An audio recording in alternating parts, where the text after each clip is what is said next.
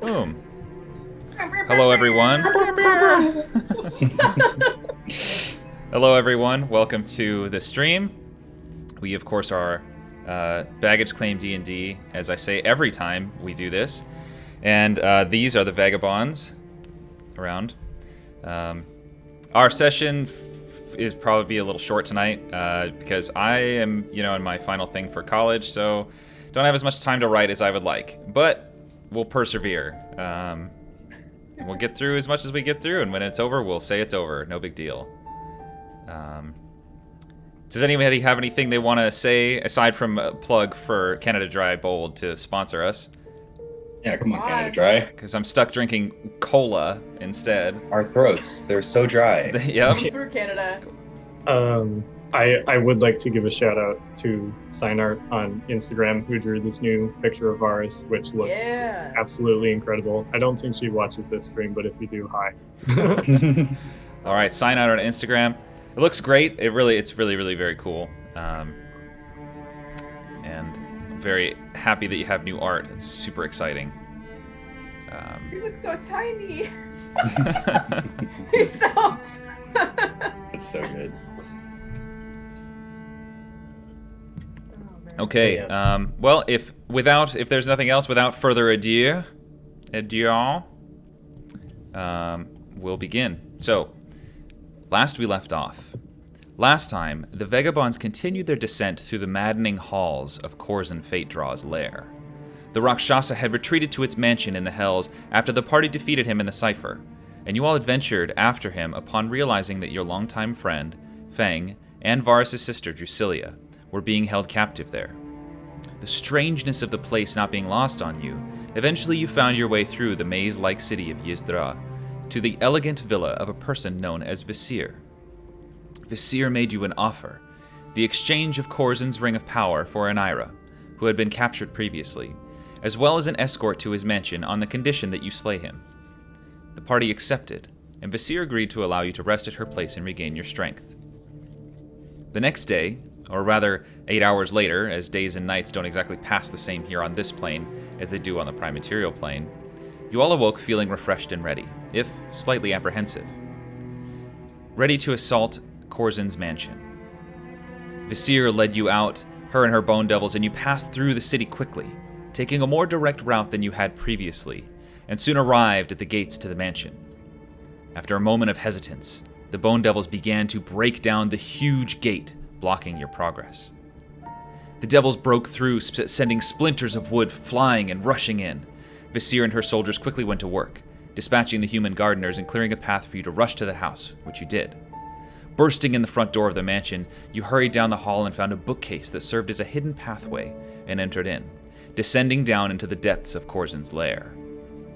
You first passed through a room marked with many traps and the different panels on the floor, Kanan mostly leading you through safely. Only a few instances, you descended further in and fought two chain devils, whose chains became animate while you battled. You ventured further, found several cultists tending to sarcophaguses, whichever. You found them tending to them, although you're not quite sure what was in there. But they sounded the alarm and rallied a bunch of other cultists to help them fight, which you pretty handily dispatched. You ventured further in and found a warlock who was whose patron was the fiendish Rakshasa. You ventured around, finding the jail area, where there were no people, unfortunately. No one was to be found. You went further down and found a strange ceremony taking place with a huge, gigantic elf. And Kanan wisely took the head of the giant elf and tossed it into a censer, destroying it for good. You ventured further down into the lair, and if I can find it, I'll put us there, so everyone can see and remember where they are. But you ventured further in to this compound here and found these really lifelike statues of two Rakshasas that challenged your willpower, your perceptions, and caused Varus to attack his allies. you went further into the bone room. And Inira, exploring, was attacked by one of these bone snakes as she explored in eagle form. A tough fight ensued, where we waded through the bones as if it were thick, heavy sand or water, but eventually recovered the soul stone at the end and disabled and destroyed the bone snakes. You passed into another room and found a gaping hole to the void that called to you. And getting close, you felt the whip of a tentacle slap around your legs and try to pull you into that hole. You ventured around and found several more cultists, as well as another warlock, who made the room dark and also battered you around with more tentacles. It's always a lot of fun. You also found a bunch of lab notes in there. You ventured down and found a door that was foreboding, the same door that stood in front of Corzin's dining hall that you saw in New Calamon. Entering in, expecting the fight, you found a nicely set table, complete with food covered by these golden domes, and a bookcase at the end of the room. You passed further and found another room full of coffins with a single attendant, and Zarius, clumsily stumbling into one of the sarcophaguses, broke through the top and saw a body not decomposing, but undecomposing, or recomposing. You ventured further and found an elaborate door beyond, complete with detailed etching of a Rakshasa munching on a human brain. Believing this to be the final room, you prepared yourselves and entered in, and found your friends and sister in cages in the corner, and your longtime enemy, Corzin Fatedraw, the Rakshasa, also known as Ados, standing at the end, actively eating a human brain. Some fierce words ensued, and a tight battle, and a few narrow, daring escapes, but eventually you slayed the Rakshasa, taking victory for yourselves. And as you you ran across the room to try to free your friend Fang and your sister Varus Drusilla, that is where we left off.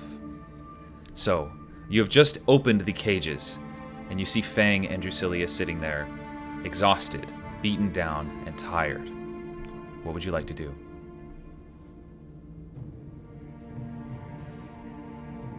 If I have any food in my bag whatsoever, I'm gonna take it out and just hand it to her. And Sure. just kind of like put my hand on her shoulder and just kind of be there for her at this point. Okay. She throws her arms around you and just holds onto you, just weeping into your shoulder. Ours cries too. Can I healing word both of them first level? Sure, yeah. Go ahead and roll that healing damage. So there's 8 for 1 and 8 for 2. Nice, okay. Nice. I will mark that down. Just in case. You know. Yeah, it's always good practice. Aiden's going to go up to Fang and gently put her hand on his shoulder.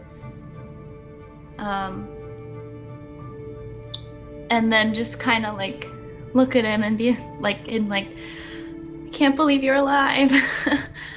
And just kind of like hold his face and his neck, just like, you're actually here, and cast Cure Wounds. Okay.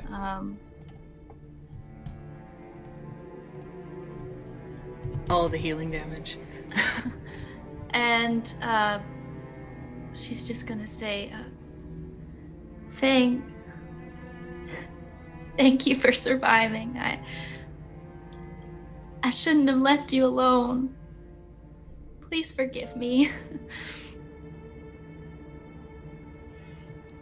Fang doesn't immediately respond. Oh, we lost somebody. Lost George. Yeah, George froze. Oh. Okay, well, our stream is going to be all weird for a little bit. That's okay.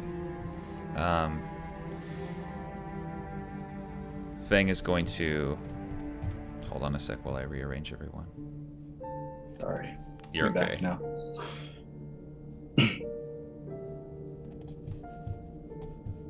just the two of you have to switch. There we go. God, places. Just the two. Places, everyone. Fang is going to just very gently turn his head into your hand as you touch the side of his face.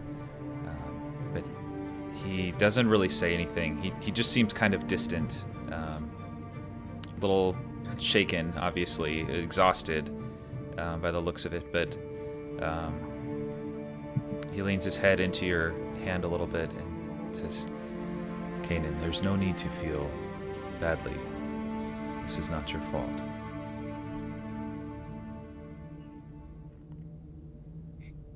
Kanan's just gonna wrap her arms around him and be like, thank you, Fang.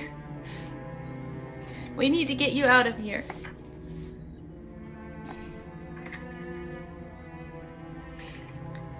And Kanan's gonna pull away, realizing she still has Corzin's hand in her hand, and just kind of hurriedly get out the box, take a look at the hand, and throw it in there. Okay.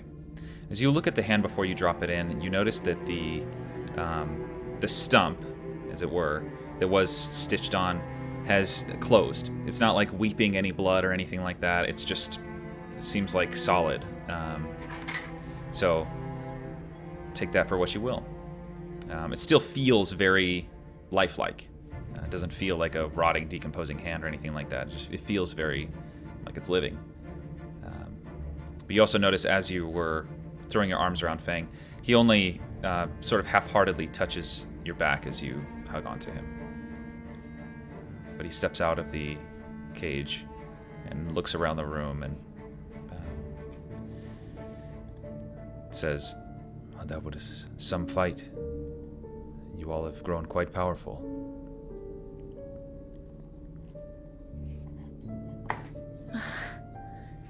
Yeah, I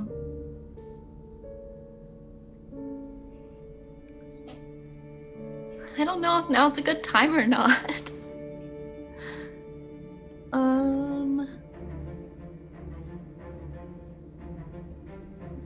Kanan's just gonna look at everyone and be like, it might be smarter for us to, I don't know, catch our gatherings before heading out. Yeah. That was a lot. Yeah. I'm in All right. no shape to keep going at the moment. Okay. Well, I can play a little something if that's all right while we rest. It's always all right. Please. Music's always good. Okay. Like this. Okay. And Kanan's gonna get out her fiddle. And the music's going to start off kind of like really slow, but like a bum bum, and then speed up as she continues to tell the story while she's playing. So she says, when knowledge drove out reason, wisdom and doubt, never a man could deliver. But under the toll of an unyielding soul, he sold it for wealth of the mind. Yearning for only affection and honor, he succeeded, a vow. This poor wanton man fell in his own traps when his servants became his avengers. Ados was a hell of a sorrowful man, with never but once to his name. When nearing a trusted and honorable fame, he fell to the wounds of his pride. All those who fall for his mirrors and charms live ever the life of a fly, in a web ever spun with his venomous silks, a world woven ever with lies. I'll not sing for the death of a man undeserving. I'll not call him a friend or a foe, for he saw in me something I've needed to find. Because of him, I will strengthen my soul. He's taught me to trust none other than the ones who have proven them worthy, and to fortify wit and grit in my head, so none can control me until I am dead. And then it slowly calms down a bit. She says, I've never a father or mother or friend until we all started journeying. You guys are my family. You're my friends, and I won't be mistaken again.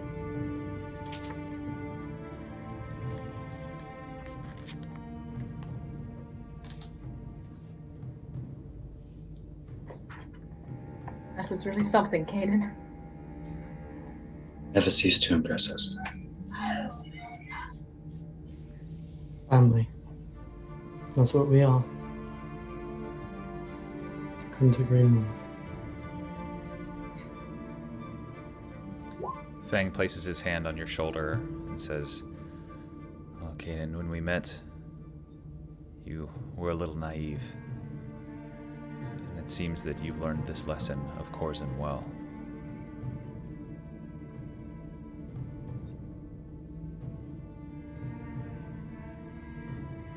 Oh, thanks. Hopefully not hopefully, I won't be as naive in the future.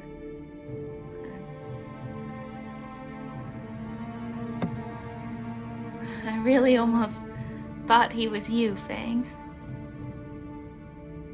I don't know how I couldn't have known.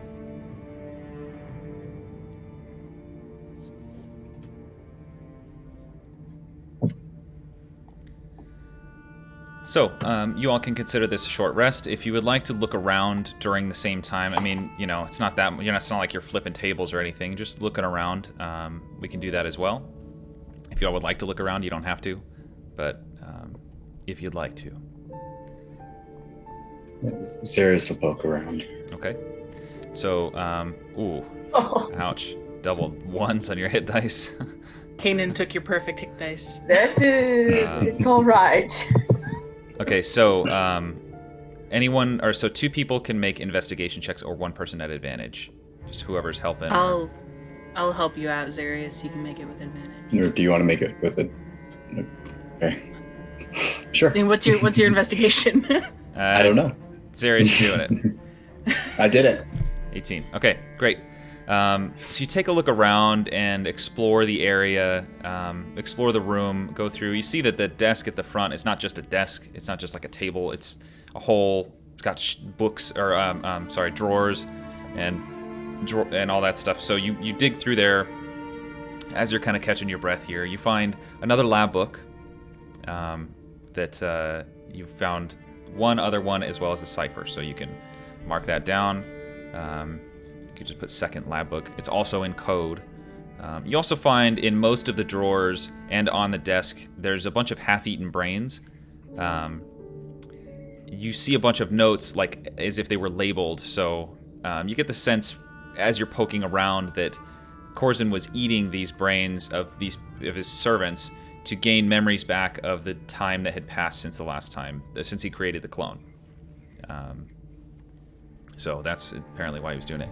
You find 1,374 platinum pieces, as well as 2 bags full of diamonds, worth about 500 each. You find with that roll, you find a basic dagger with a strange. It's got like a black ribbon around the hilt. Then the ribbon itself shimmers and gives off a very heavy, sort of magical essence to it. So you can mark that down. You also see, as you're going through this stuff, an elegant set of charcoal-colored robes it's tailored to fit a humanoid. It looks like it was made for Corzin, but it has several pockets hidden throughout, and the robe has silvery runes inscribed along the hems. You also find a wide band belt with the face of a bearded dwarf on the large buckle. Like an actual face. No, sorry, Or- it's not a human face. It's like a Okay. engraved. Oh, Yeah. God. It's Corzin. Yes, it's true. It's a good- I would No, 100% that's fair. believe he had a belt with a legitimate head on it. That Good is point of completely fair. clarification. That is, Good. yeah, no, you're right. Sorry, I just. There he goes. All right, quick, everyone hide. There's nowhere to hide. I just gotta close a window and turn on the Oh, light. nuts.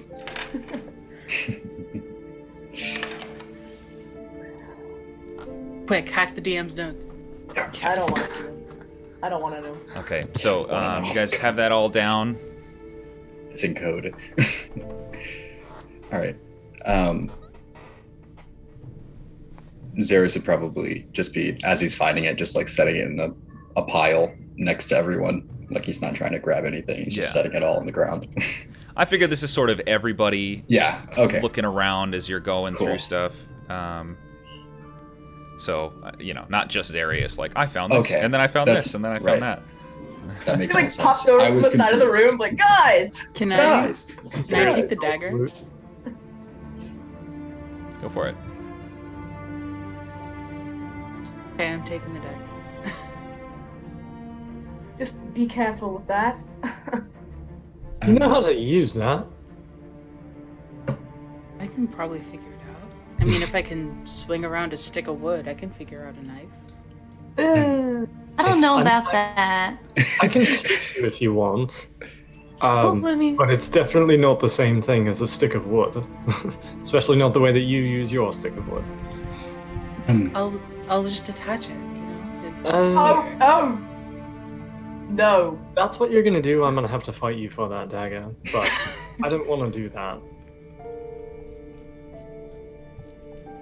I can teach you how to use it. I don't mind doing that. Well, I've used daggers before. Oh, I lived in the Well, I forest. asked. I know how to use one.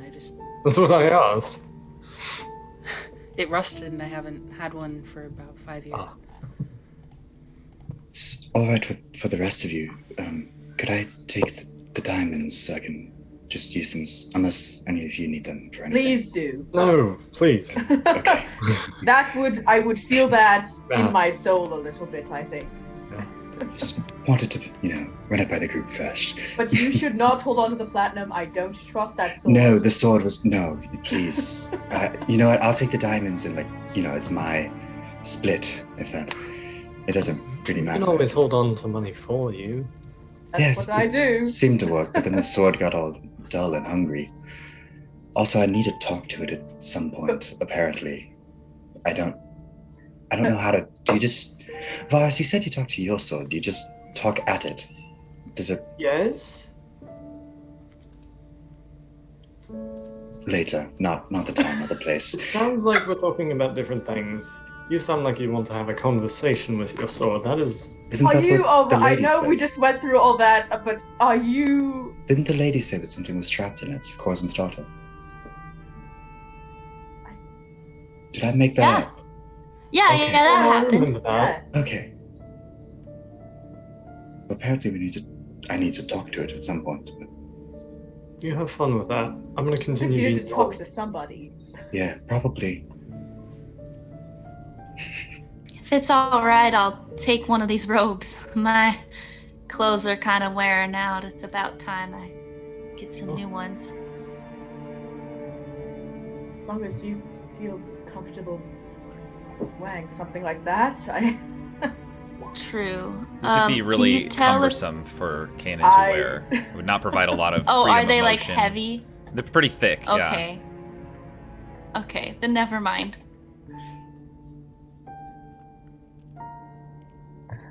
I don't know. I feel like that looks like a good thing for maybe Harriet. Yeah. Harriet, if that's Not to be which stereotypical thing? magic user. the robes. The robe. I don't know how I feel about wearing some. I'm all for a good deal. I don't know how I feel about Maybe- taking random items from this house. I feel great. Money and diamonds, sure. Maybe we take it with us and get it, I looked at before actually putting it on. I so we don't know have- if I even want to do that. I don't feel attachment to the items in this room. I would be fine if they stayed here. If one of you wants to take it, I mean, I have enough baggage to carry. I'll hold on to it for now. I mean, it's not going to do anything down here. You know? I'd rather not realistically put any clothing on after seeing the ring. So, at least wait until we can know it's safe. I mean, we could just leave it here. Do we know what it does? No, these are the spoils. Relish in your victory. Spoil something. It's hard to relish in a victory when we're looking at a table with brains that are half-eaten. I'll relish it when I'm not here. Maybe we should get out of here first and then deal with all of this. Yeah. Yeah, we need to get Fang and Drasilia out. Yeah. Lord knows how long they've been down here. Yeah. Fang, if I remember correctly, you also have some of the same capabilities I do. Would you like some of these diamonds? My abilities have been hampered. It's been quite some time that I've been here. I will need quite a while of rest in order for them to recover. Okay. Just...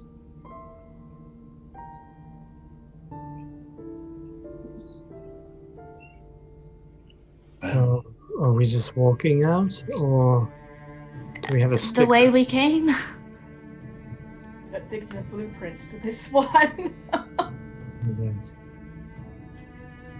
Well, Who knows? Maybe Veseer will help us get out. I don't think that was part of the deal, and I wouldn't trust another fiend to really, She's probably building her empire. Yeah. Well, I guess I can lead if we need. sure. Try to hightail it out of here. I'll walk over to my sister and kind of wrap her arm around my shoulders and just help her. Xeris would do the same thing with... Yeah, Xeris would do the same thing with Fang if he'll allow him. Yeah. So they definitely need the help. They both are exhausted, having trouble, after they get on their feet and get their bearings again, they're both able to walk around, but they're not going to run any marathons anytime soon. I mean, they're both beat. Even with the healing that you gave them, they look horrible. So, but with Kanan leading, you manage to pretty easily pass your way through the rest of this dungeon. It's strange, you don't hear any noises. The place is just deathly silent. The torches still burn. The bodies still lay where you've slain people. But there's you don't hear anything else in this dungeon as you're exiting. You make your way, through the hallways, through these long corridors, past the doors, into the bone room, and the place is still exactly as you've left it. The runes at the pedestal where it was creating the soul stones have gone dark. The place seems as if it's inactive. But you make your way past that into the room with the Rakshasa statues, and even those feel both inert. They feel just like statues. Is there anything that you'd like to do in this area last minute before we exit to the other area, the other part of the dungeon? Nope. You want to graffiti on the... Yeah, she was gonna spit at the feet of one of the, or try and spit at the face of one of the statues. Yeah, make a performance check. Yeah. Roll for spit. Roll for spit. That's, wow, I love D&D. Oh boy. Okay, an 8. Yeah, you spit at it, but it catches that tooth that, it was broken off, and it just tooth. goes sideways and ends up on the thigh of the... And then... You all right there, Harriet? Just... grung in the throat. Yeah. All right. Let's just keep going.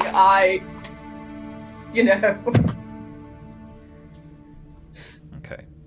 You exit up through the stairs beyond the Rakshasa statues, and you find again the gigantic elf that was laying in the center of this ceremonial circle. And you see that the legs and the arms have reattached to the torso in your absence, but the head is nowhere to be found, as Kanan destroyed it. You pass back up through the prison area, and as you do so, Feng and Drusilla both. Feng is a little more reserved about this, but both of them are very resistant to go in. They don't want to go in there. They're both like clinging to you all in their way, and they hurry through that section. You notice as well, as you're going through, making your way through this dungeon, that Feng is pretty consistently lagging behind. Drusilla seems they both are very exhausted, but Drusilla seems more herself, whereas Feng seems like worn out. He seems just beat. Yeah, you make your way through the rest of these areas and find your way past the big blood pool where you fought the wannabe vampire spawn, the wannabe daughters of Al-Shan. Not quite. You make your way up into the chain room and see the chains inanimate, lying on the floor. Across the long entry hallway there, where you've marked the different panels that will sink and inject you with acid. And you pretty easily avoid them, remembering, especially Harriet, keenly where they are. You make your way out and hit the hallway leading up to the two-way bookcase. And you push through and see the front of the house, the front of that mansion. And you find yourselves in the short hallway that you began this fight in. Feng and Drusilla are both again weary, but they're following along. You hear outside, because you've entered back into the main foyer area, you hear outside the sound that's very similar to what you would make a perception check for. Just two people. Alrighty. I'll make one. Perception. Also, if we were following along on the map, I definitely wasn't moving my icon, so No, you're fine. I'm lost behind. Oh my word. Double nat 20. We're ready. We're looking. Y'all see. Y'all be Okay. seeing. Yeah, nat 20 from Kanan and nat 20 from Zarius. Okay. So, outside, you hear the occasional cry of some kind of, like, creature. But the sounds of battle that you heard when you entered have faded out almost completely.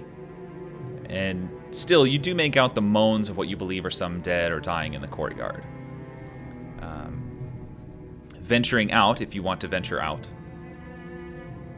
Everybody ready to head outside? Okay. Yes, please. Don't think we're hanging out taking pictures in the lobby, so. Okay. Venturing out, you open the big heavy doors and you see that the courtyard is a bloody battlefield. Give me a second here gotta change the music.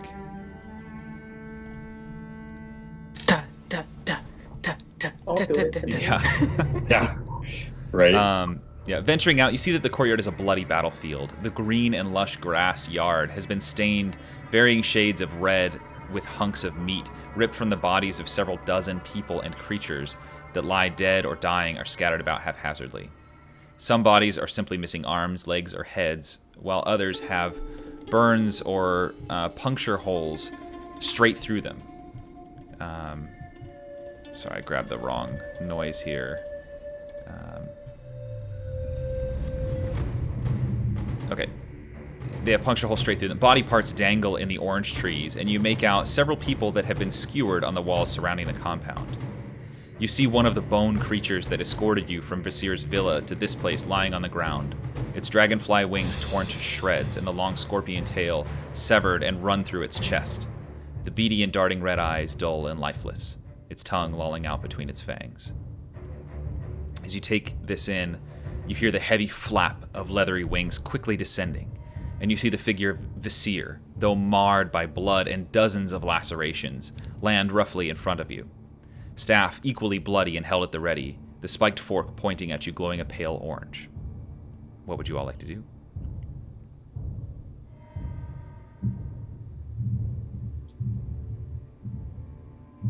Zarius is like helping Fang walk along still, or Yeah. Horace is probably in the back. he would probably like, hand sort of around Fang's waist, just put his other hand on the sword just in case, but just kind of wait for it to land and see what happens.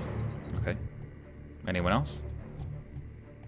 Kanan's gonna prepare to fight, but still be moving forward really slowly and hesitantly. Okay. Veseer has the staff glowing and ready. You can tell she's just in battle mode. Like, she's focused on fighting. Once she recognizes you, she lowers her staff and lets out a heavy breath. It's been quite the fight out here. I lost one of my lieutenants. She looks down at the bone creature. He was one of the best. But if you're here, I assume that means Ados is dead? Yeah. Yes. And you are going to leave this realm, correct? That is definitely the plan, as soon as possible. Very good work, Vagabonds. You hear the buzz of large dragonfly wings approach and land behind Veseer, which she doesn't react to at all.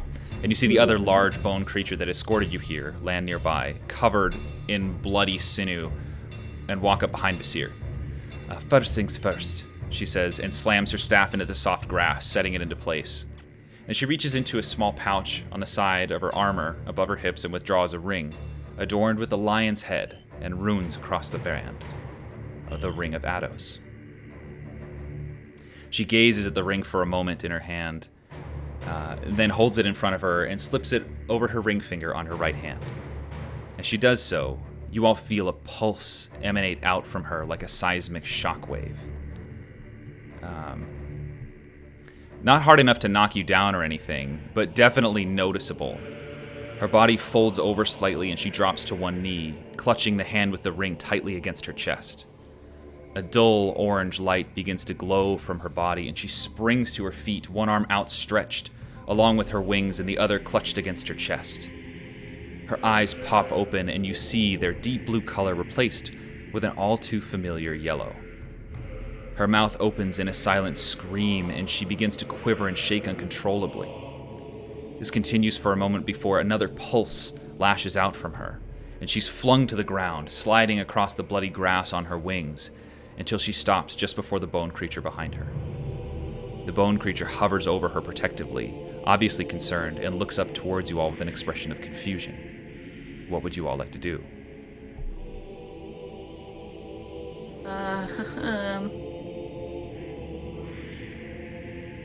Kanan's gonna ready her dagger. Okay. Just stand still, kind of like with her dagger out and her hand up. Okay. Like, I'm not gonna hurt you unless you attack me. Yeah. Zarius might see if Fang can stand by himself and just walk a little closer to her. Mm-hmm. Still not making any aggressive action, but just trying to get a feel more for what state she's in mentally. If she's about to get up and attack us. Okay. Yeah, Fang can stand on his own. It's just moving quickly, needs some help. But you take a step forward, ready, trying to gauge her status. Okay. Anyone else? Just watching to see if it consumes her or if she, because we've seen the effects of this ring now before, mm-hmm. And we know that she may or may not be able to handle it. Yeah. So that's kind of what Harriet's waiting for. Okay. Got it.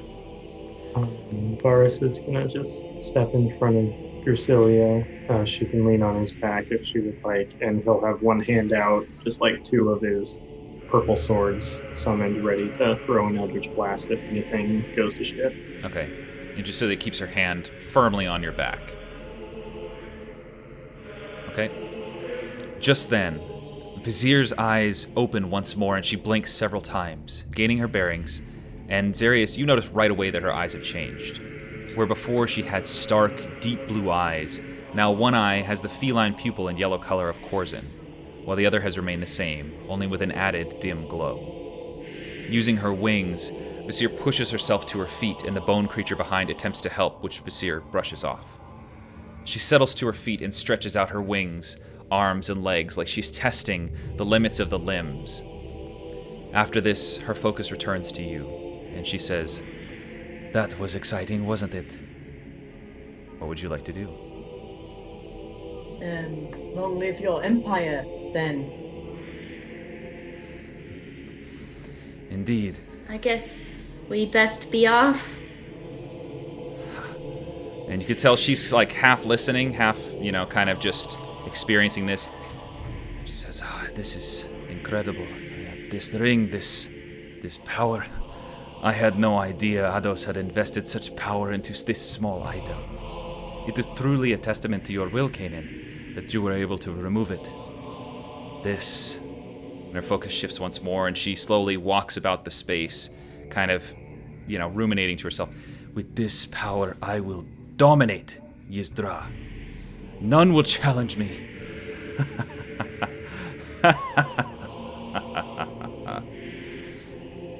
Veseer laughs triumphantly.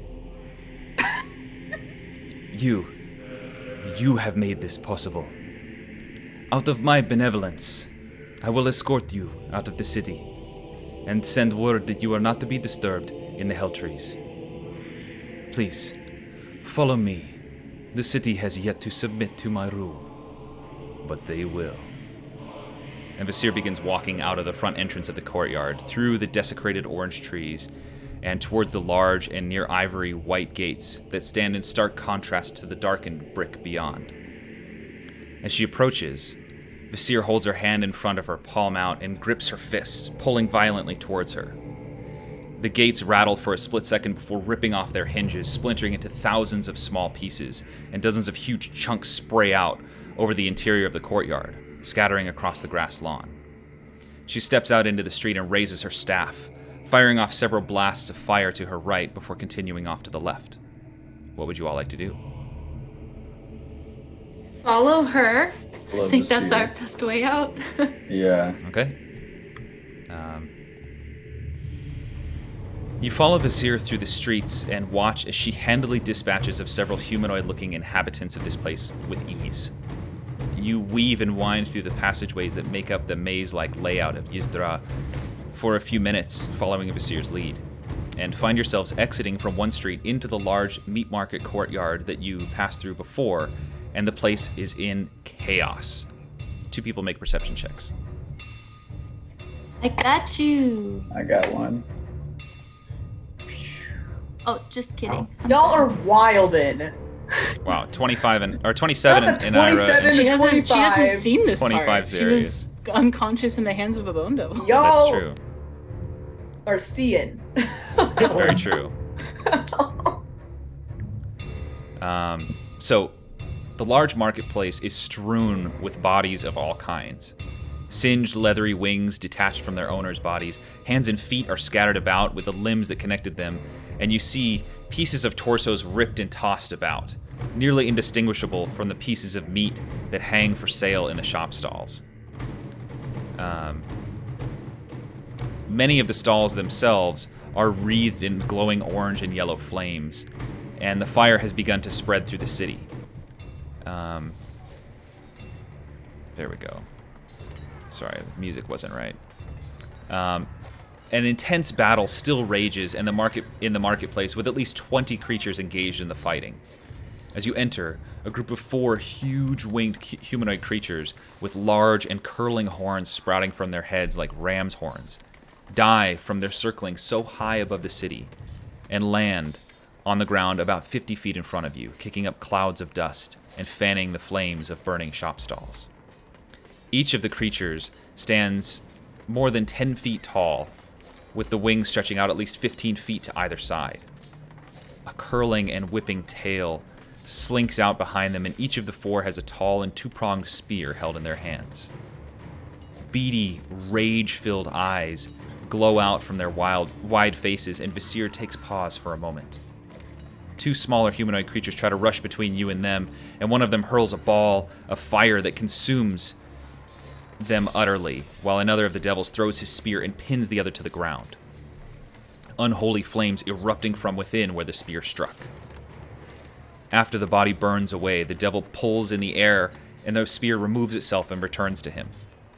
The four array themselves so as to block the most obvious paths through the market, and Veseer speaks over her shoulder to the rest of you. It looks like I won't be escorting you to the edge of the city.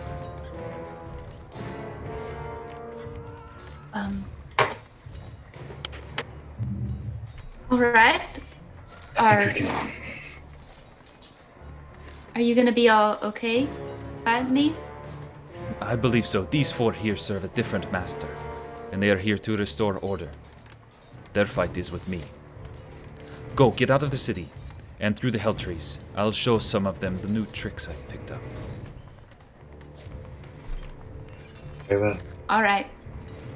And Veseer gestures around the left side of the four devils that have landed, and you all see a path through the carnage and flame that has opened up enough for you to probably make it through. You also see a path around the right side that seems to be more active with both fire and fighting. Take the left, and Xeris will once again put Fang's arm around him to try to help expedite the. Okay, yeah, great. As you're kind of gathering yourselves and getting ready, Veseer says once again, "Go!" and rolls her neck around while shaking out her arms and wings. "All right, you bastards. Time to show you some real power." And she tosses her staff to the other hand while reaching out the hand with the ring. The four devils take on this battle-ready stance, bracing themselves for what might come and holding their spears at the ready. Veseer extends her hand out, palm towards the devil with fingers spread, and you see a flash of orange light from her two different eyes pulse down her body and burst out from her outstretched hand. The devils brace themselves, and after the flash has subsided, they all kind of look around and look at each other, apparently unharmed. Veseer lowers her hand slightly, and the devils begin laughing to one another.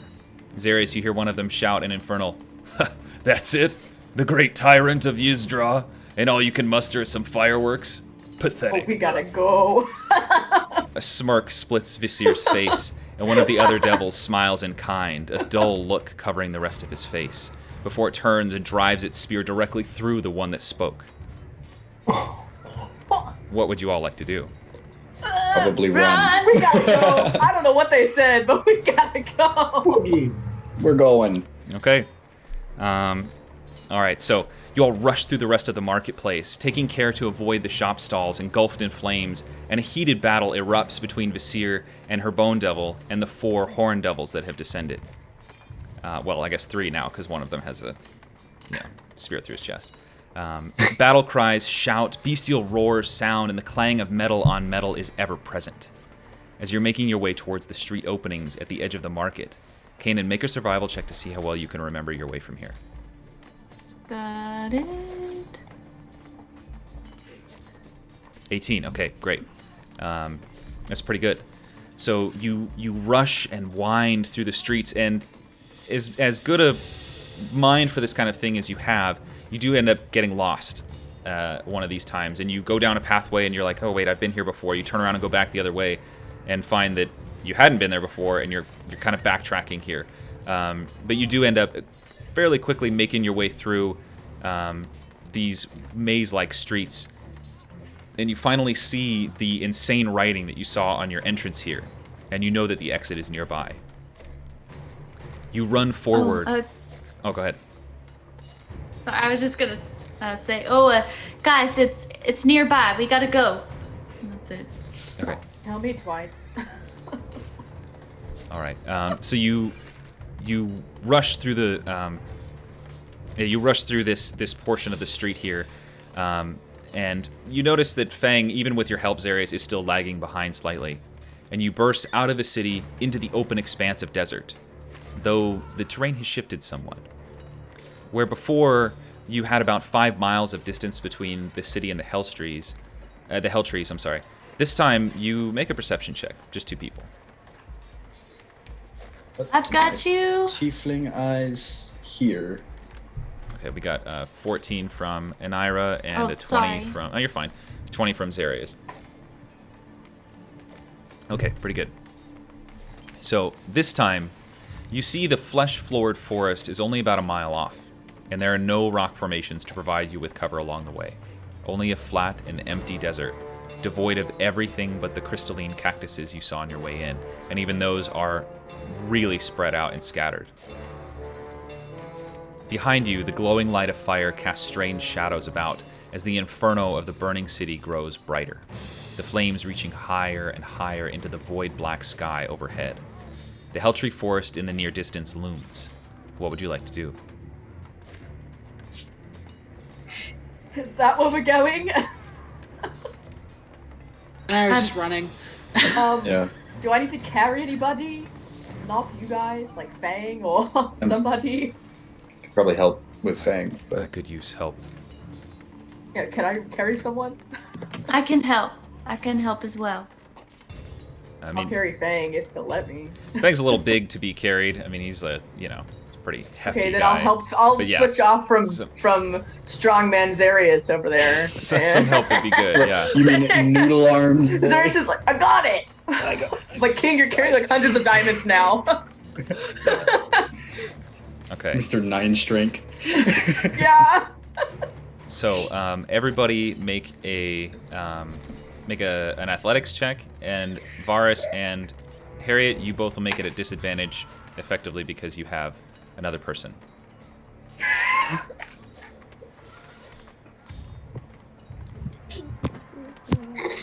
Okay. Hello. So, all right. Sorry. Oh, you're fine. But She just Okay. tripped on the sand. So Inira 2, Zarius 5, Kanan 23, Varus 17, and Harriet 5. Okay. So, yeah, you all get a pretty rough start. Kanan, you dart out ahead, kind of scouting the area, expecting that everybody else will be able to keep up. And you know the pace. You're not like running a mile out in front of them, but you can run a lot faster than everyone else. Varus, you're making pretty good progress helping Drusilla. She's kind of got her feet back about her. She's a pretty capable woman. She's no slouch. And it seems like she's very excited to get the hell away from here. And that's kind of driving her, motivating her. Fang is lagging you behind pretty hard. You can hear his breathing is pretty ragged. He's having a rough time. And you see, it's not so much that he's like totally exhausted. He can't run at all. He doesn't seem to have that desire to run. He's kind of lost that push. But you all are making okay progress. It's taken you some time, and you see a few times some of the horn devils that circle high above the city swoop down and make passes at you. But none of them come close enough to really be a real threat. It seems like they're just checking out who you are and why you're running from the city. But it does give you kind of like that racing heart for a moment. It's like, oh, okay. But you make your way out away from the city and make pretty good progress. It's not great progress, but you make pretty good progress across the way here. Stopping a few times to let Fang catch his breath. And eventually you make your way towards the edge of the Helltree forest. The forest of the Helltree stands very ominously, the dark wood trees nearly absorbing the pale light of this plain. The fleshy ground of the forest reaches out for a few feet past the wood line, and you can already make out veins and muscles covered over by a thin and shining veneer of some kind of membrane, like you saw before. Taking a look at the exterior of the forest, Kanan, you recall the route that you took and find it not too far from your present location. It's maybe about 150 feet off to your right from where you came up to the forest. What would you all like to do? Kanan's gonna be like, guys, we entered just over here. And then she'll head that direction. Fang says, just a moment. I need to catch my breath. Oh, right, of course. And Kanan's gonna walk up to him and just kind of put her hand on his chest, shoulder, and cast another Cure Wounds. Okay.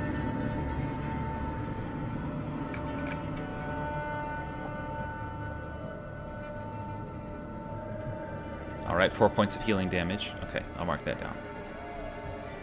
So Can I? Oh, go ahead. Oh, go ahead.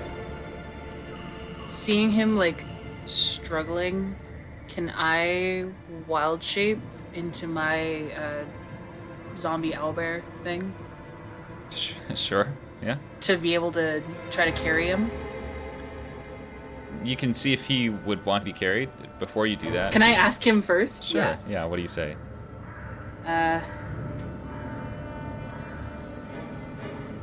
I can. I mean, if you're okay riding on the back of a weird-looking owlbear, I can just carry you out of here, so you don't have to tire yourself out more than I'm sure you already are. I appreciate the gesture, but I prefer to move on my own after being penned up.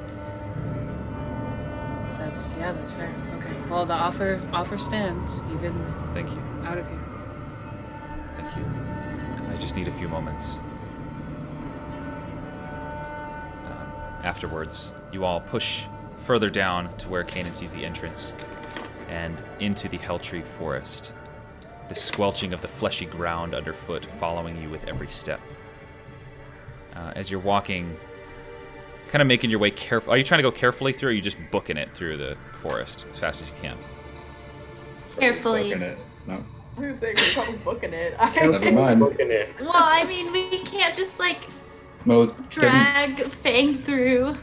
well, booking it as fast as Fang can. Okay. Yeah. Just to be clear, you're unsure if Veseer was able to get the word out about this place as well. Because she said, oh yeah, I'll send word.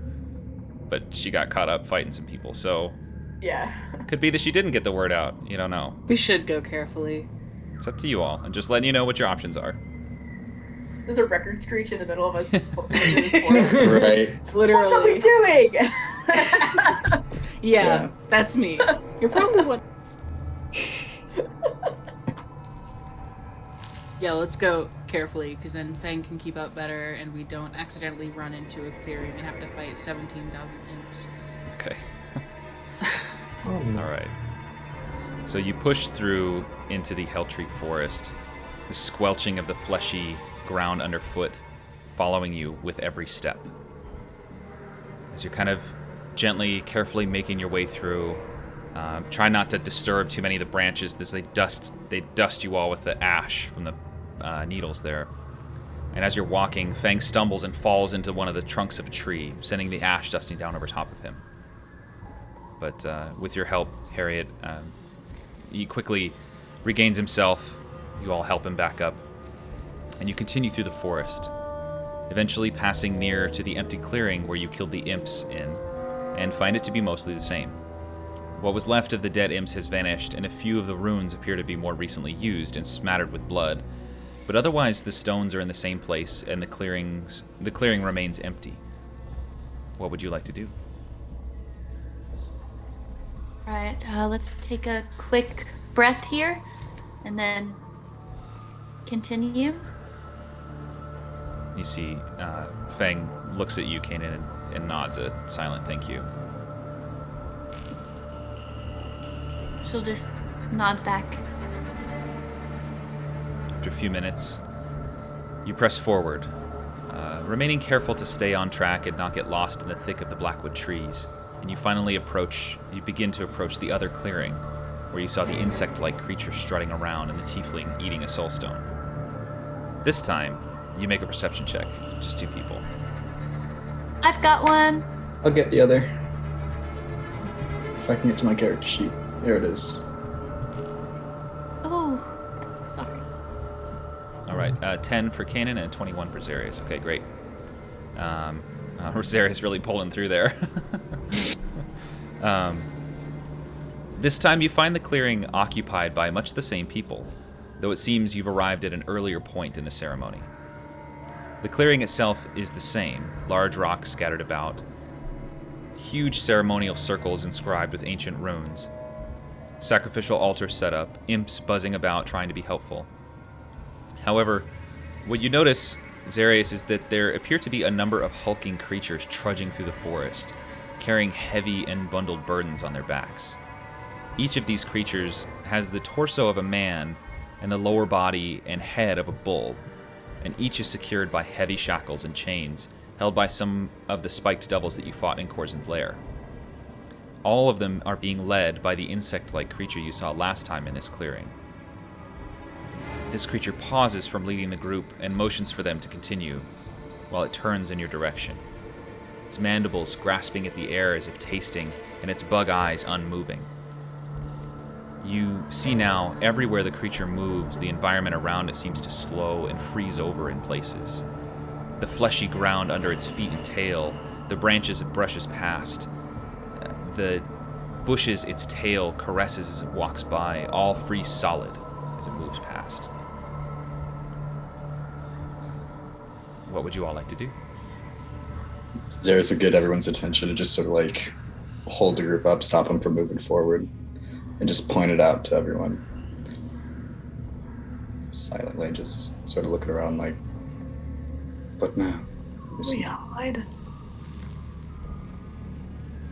Yeah, that might be smart.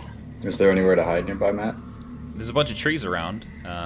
It's not a lot of like, I mean, you know, you're not gonna find a bunker here, but there's some spaces you can hide behind trees. They're pretty thick trunks. Oh. And there are some bushes on the ground.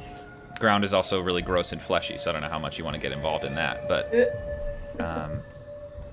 yeah, I mean, it's pretty slim pickings. At this point, we're probably caked in blood anyway. Yeah. Lay down, blend in. Yeah. Okay. So everybody makes stealth checks. I'll push Drusilla like behind a tree or a geyser behind a tree, and I'll just cast invisibility on myself. Okay. Yeah. Since Varus I'm vanishes from sight. Wait, hold on. Uh-huh. Oh, you still have to make a stealth check. It's just at advantage. Bow. 22. Okay. Great. Okay, pretty good rolls. Okay, yeah, 22, 16, 22, 12, 22. Wow, a lot of 22s. Okay, the creature kind of, you hear it chitter kind of excitedly as it moves through the space, and it gets closer, and its eyes, it's just horrifying. They don't move. There's no, it's just like an insect's eyes. They just perceive everything everywhere all the time. And you see it kind of tasting the air and sniffing around, and it's got its large kind of hooked staff or spear, and as it gets close to you, you feel the chill of it sort of pierce through you. I mean, it's a deep, bone-chilling cold. And it kind of looks around, cocking its head funny at all the different sort of regions, trying to perceive exactly where you're at. And then it reaches forward and is an inch away from you, Varus, and just touches your chest with its claw and says, "Are you..." Well, it speaks in a language that you don't understand, Varus. Xerius, you hear, "Are you the one sent by Veseer the tyrant?" Xerius will also respond in Infernal. Yes, we are. Its head snaps over to where you are, spear at the ready. It says, "Very well.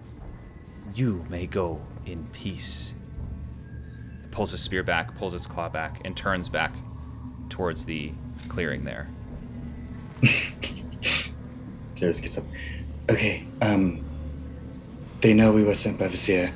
We can go. We should go. Like now. I say we hustle. Yeah, if that's okay with you, Fane. If you can I will manage. do my best. You continue on and you push through the rest of the Hell Forest, feeling the eyes of many of these creatures hungrily watching you as you do so. At several different points, you stumble upon the large minotaur creatures hauling huge burdens and being led around by imps, devils, and even a few humans, all of whom stop when they notice you and stare, following you with their eyes until you're out of sight. Eventually, you hear the lapping of water on a shoreline and see the trees begin to thin. Continuing forward, you see the short L-shaped dock breaking the surface of the mostly still black water, and a slender hooded figure standing atop a square raft, staff in hand, dim lantern dangling from a curved wooden post, casting shadows about. Yet no matter which way the light hits, the figure's face is never visible. You're just breaking out of the tree line, and Fang speaks up. Says, "Who is that? Is that how you It's got all here?" right. It's our ticket out. Yeah, it's the boatman. You see, like, visibly is struck as if your words were fists, and he collects himself and says, "Very well. Let us continue." And anyone who wants to make an insight check. I'll be making that insight Zarius check. will be making that, yeah. I was going to send things up, but he doesn't come. Good. A 10 on a natural 1. Sad. Jeez. You guys. Oh, well, if everyone else is doing it, I might as well. Okay. That checks. out. Kanan knows him best. Yeah. So you get the sense that Fang either knows something about this or has heard about this or something. Like when you said, yeah, that this is how we got here, the boatman, it seemed to register with him some way, and he is deeply concerned. Kanan's just gonna stop him for a second at the edge of the dock and be like, you alright, Fang? You seem like you know the boatman? I wouldn't say I know him. I more know of him. I've heard legends, stories mostly, of he will transport souls from life to death, always charging his toll. They used to tell stories on the seas of this ship, a black ship, coming and taking all of the sailors and escorting them down to the depths, to their graves. And they were never to return, each having to pay the toll.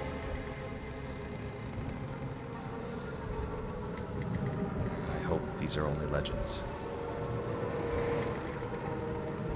Yeah, I mean, Balthazar would have told us if it was something of that sort.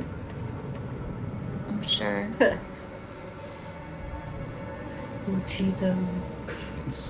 I suppose it's this or stay here, so let us continue. Yeah.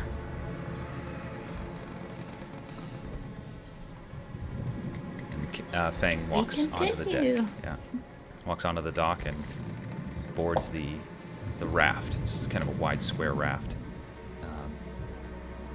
Is everybody else joining too? Mm-hmm. And it's a little suspicious how the raft is. It was comfortable enough size for all of you last time.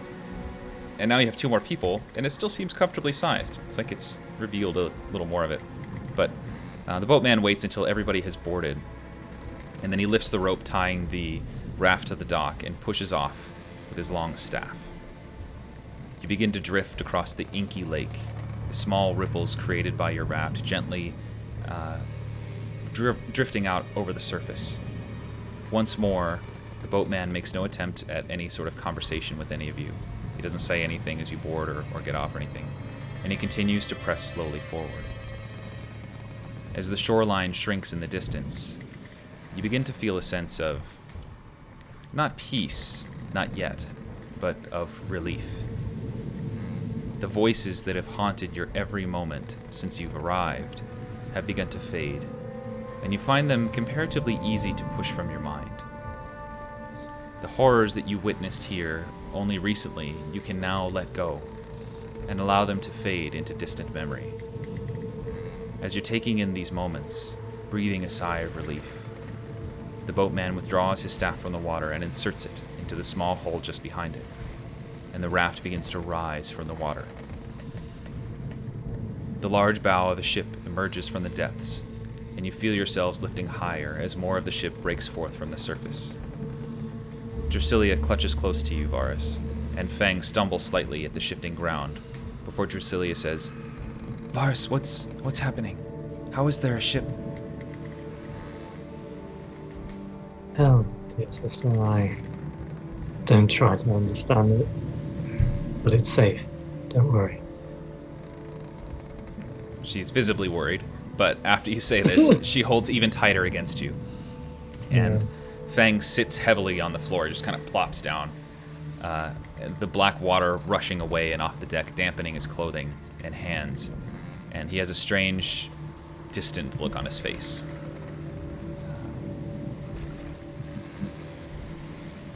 He says, "I heard in these rumors that the boatman crosses between life and death, and that any who touch him have their souls stripped from their bodies.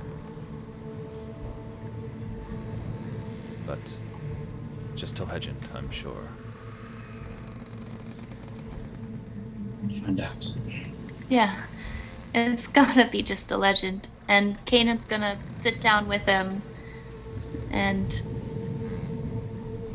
try to put her hand like on his shoulder. Okay. Yeah, he's fine with that, yeah. Doesn't really seem to respond or react. The ship continues to rise until the entirety of it has protruded from the water. The enormous masts rise high overhead, and the boatman grabs the navigator's wheel with both hands. And Zarius, you notice once more the symbol of a scythe on the interior portion of his red-gloved right hand. The ship creaks and groans against the water, and you find yourselves about midway through the trip across the lake, with about a half an hour until the waterfall you circled on your way here. What would you all like to do?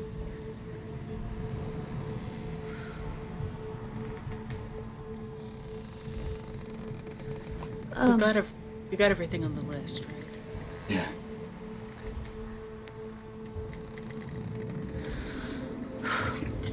We actually did it, guys. I mean, It's something. yeah, Corzin's gone.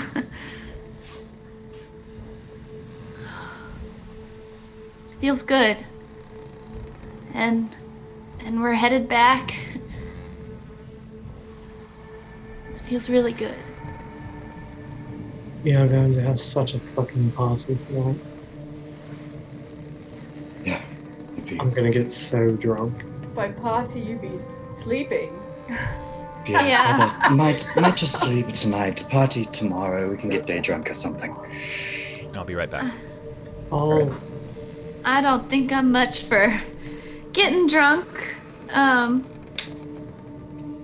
I can, I don't know, practice the fiddle some more.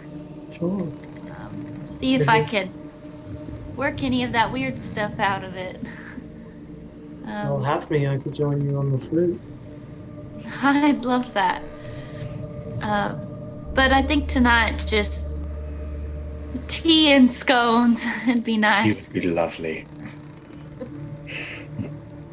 Right. Zarius will kind of nudge Harriet. Yeah, tea and stones. But- we're not there yet. Yeah. Yeah. Rather wait on taking a breath of relief until we're actually. Yeah, I wish I could feel that same happiness, Kane, and I just can't say I will until I don't know when. I really don't. As home as the vagabonds can get. I'd rather be there. Yeah. But But- we're together. We're all alive. Oh, Yeah. And hell and I mean- back. Almost. almost. I just, the things that Corzin said about the shepherd and merchant and machinist, And I think there was the heretic, and then, of course, there was another one. The champion. Yeah. I think we're getting ourselves into some pretty big stuff. And saying that now. well, I mean, I've been saying it for a while. Something. Yeah. This point. I've been saying it for a while. Yes. Kanan, has that been a day? When was the last day that you haven't thought about Corzin? Oh, good golly. I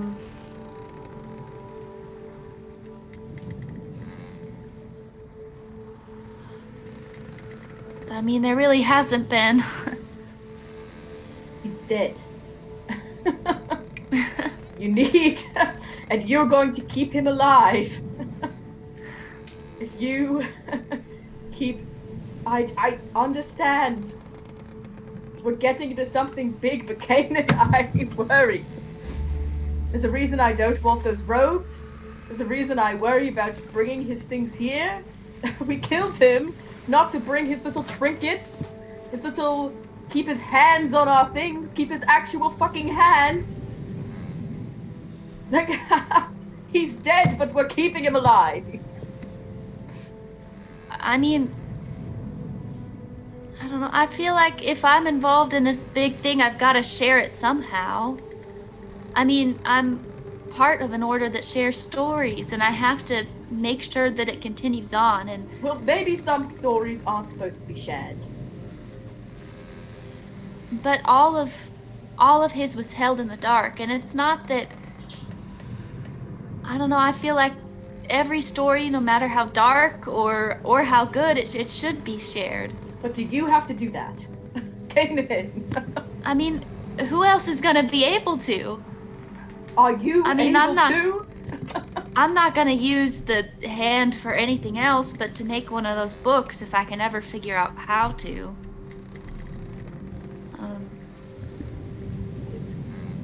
I don't want to put you guys in danger. It's in the box. I'm not gonna be stupid and wear it or anything. But it's still in the box. Can we put lovely things in the box, maybe, when we get back? For every horrid, evil thing, can we put one lovely thing, at least? One nice thing? Do we only have to hold on to the bad things? I mean, I don't only have bad things. I have my rabbit's foot. I have the dragon scale from when we finished off the dragon, and I have Fall's bracelet, the kid who died. These are all stories that I think should be shared. I mean, who else is gonna know of Fall and those kids and of the dragon, and how are they ever gonna be heard? The lessons that they had and that they learned, that maybe diving into danger head first isn't smart, and that I don't know. Harriet, as much as I would love, despite Corzin and his last request being to be remembered, and to erase him from history, as much as I would love that, I think it's equally important to the people that he hurt, and to the people that could be hurt by people like Corzin in the future, that his story be told. They need to know what to look out for. He can be remembered as the man who ruined many lives and was, in general, just a shitty person. And he's not being remembered for good. And hey, look at it this way, by carrying around his stuff, in a way we're showing what happens to people like that. They acquire all these items of power and use it to tout over others. And then someday they piss off the wrong group. They step too far.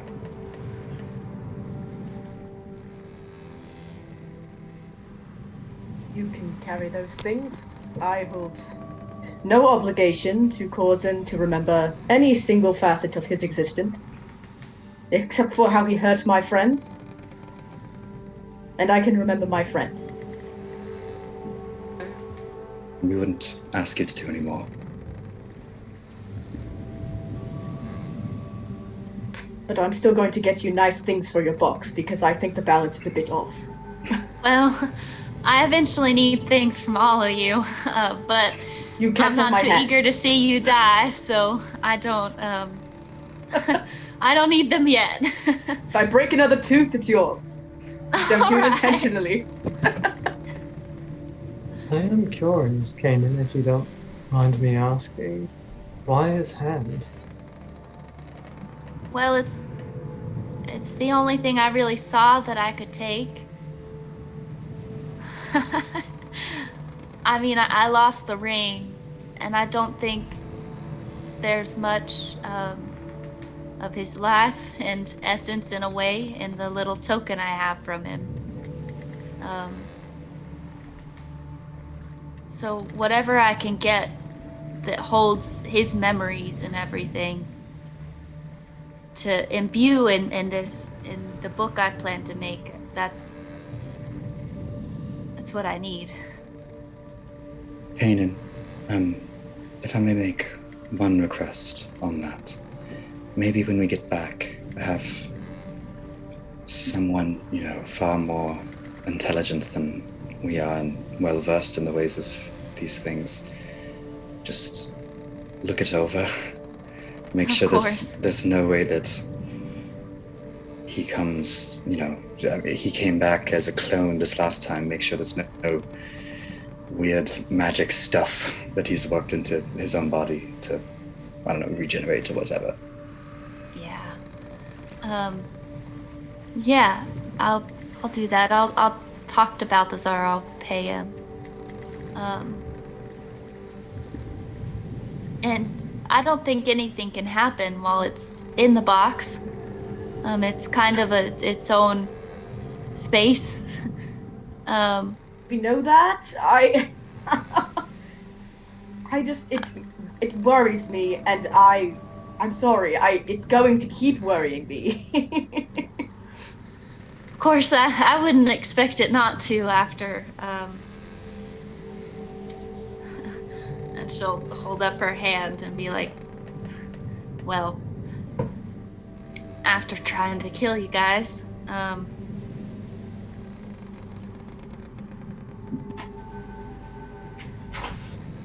but the box seemed to stop the ring, so. And the good news is we're no longer in debt to Balthazar. Right. Yay. I'm not getting in further debt with him, though. Yeah. Well.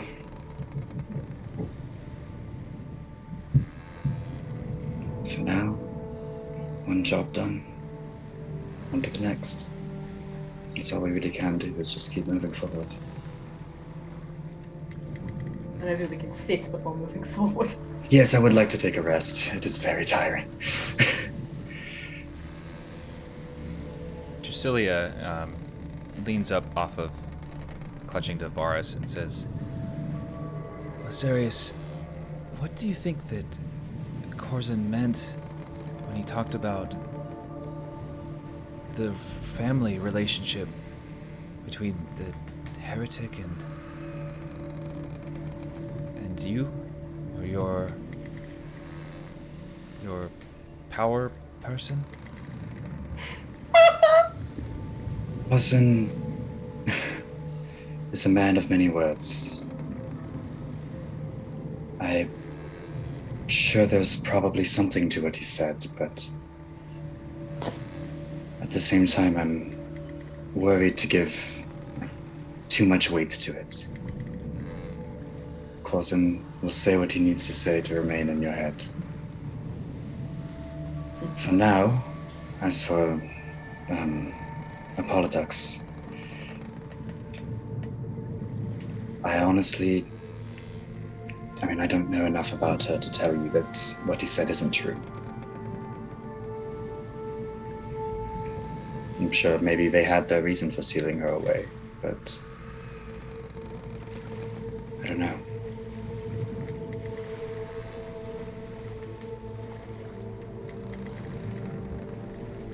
And she goes back to just holding on to. Yeah. Varus.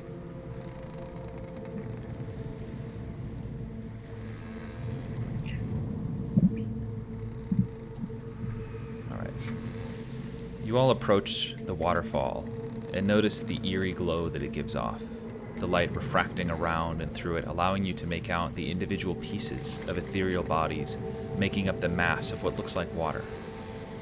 You see sunken eyes, bare skulls, skeletonized hands, and you hear desperate calls to you by name, begging for your help, your attention. The boatman speaks gently. Ignore them. They cannot accept your help, and they cannot be saved. They will only pull you down.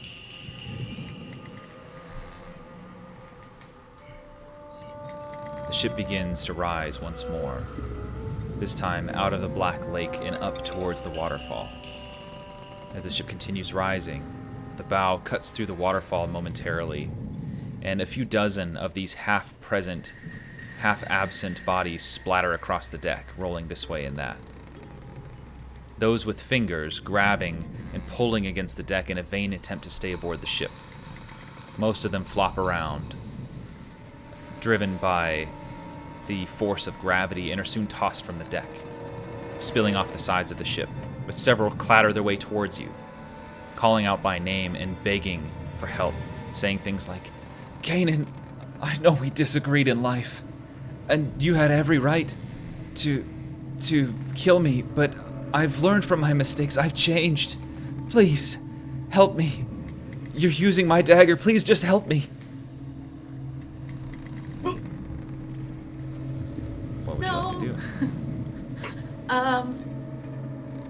Kanan's gonna just back away from them. Okay, you rise up and kind of back away from the thing. You also hear, "And Ira, you left me alone and they came for me. You weren't there to protect me. But now you can save me from this torment. Take me with you." She'll just shake her head and also walk away. Okay. You all see that the souls, after a few moments, have mercifully slipped from the deck and fallen to the sides or through the gaps into the lower decks, and the ship has continued to rise, circling several times around the waterfall. You still occasionally hear voices calling out for you, but none have made it onto the ship. Fang still sits on the floor, and Zarius, you hear him whisper, "Gosh," and see his eyes begin to roll back, eyelids fluttering. On his back, you see one of the souls from the waterfall has climbed up and is desperately clinging to his shoulders with skeleton hands, the sunken face whispering in his ear. What would you all like to do? Serious, go and try to shove it off of him.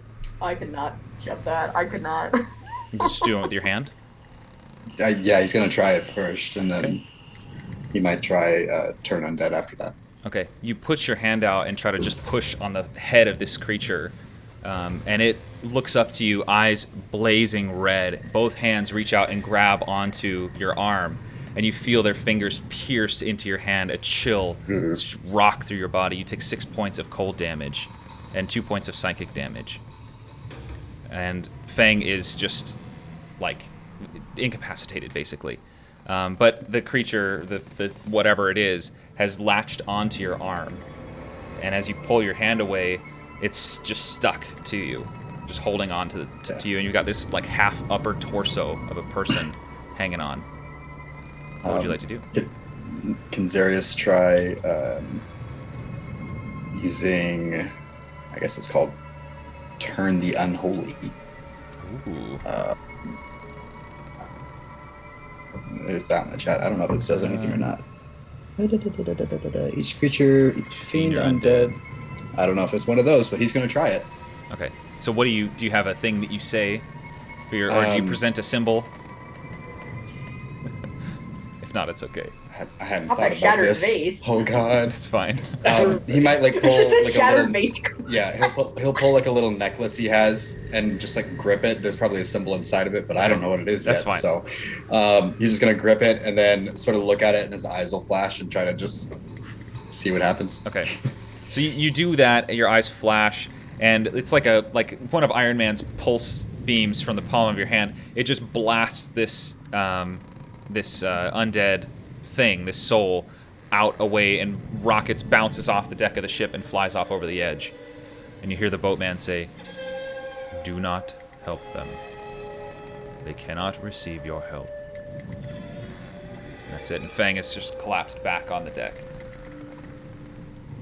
His eyes are open. He's not unconscious, but he seems really Sirius would walk over and just kind of like try to prop him up and just comfort him as best he can. Okay. Sits forward, and you see him just kind of hanging his head. Really, he looks very defeated.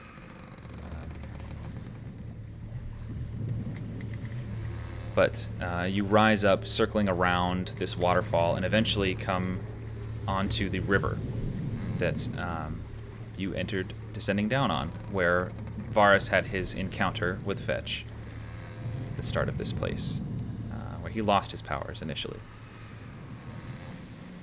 The boat kind of settles in and slowly begins to descend down into the water. Slowly, it's taken its time.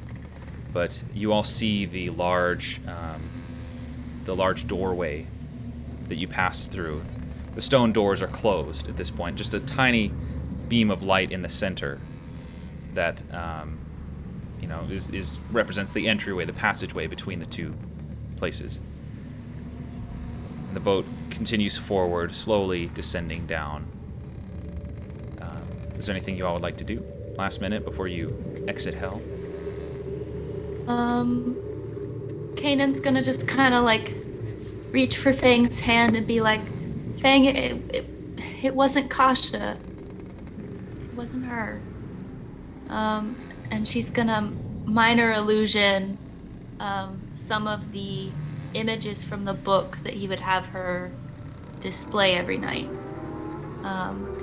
Just be like, "See, she's here. She's here. She wouldn't do that." Kanan and I have been separated from her for longer than your life. The thought that I might have her, even if it's a lie, is tantalizing. I'm old, and I am tired.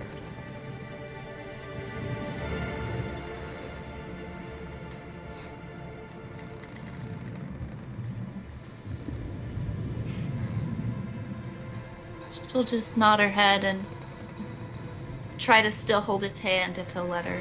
He doesn't pull away. The ship continues forward, and as he approaches,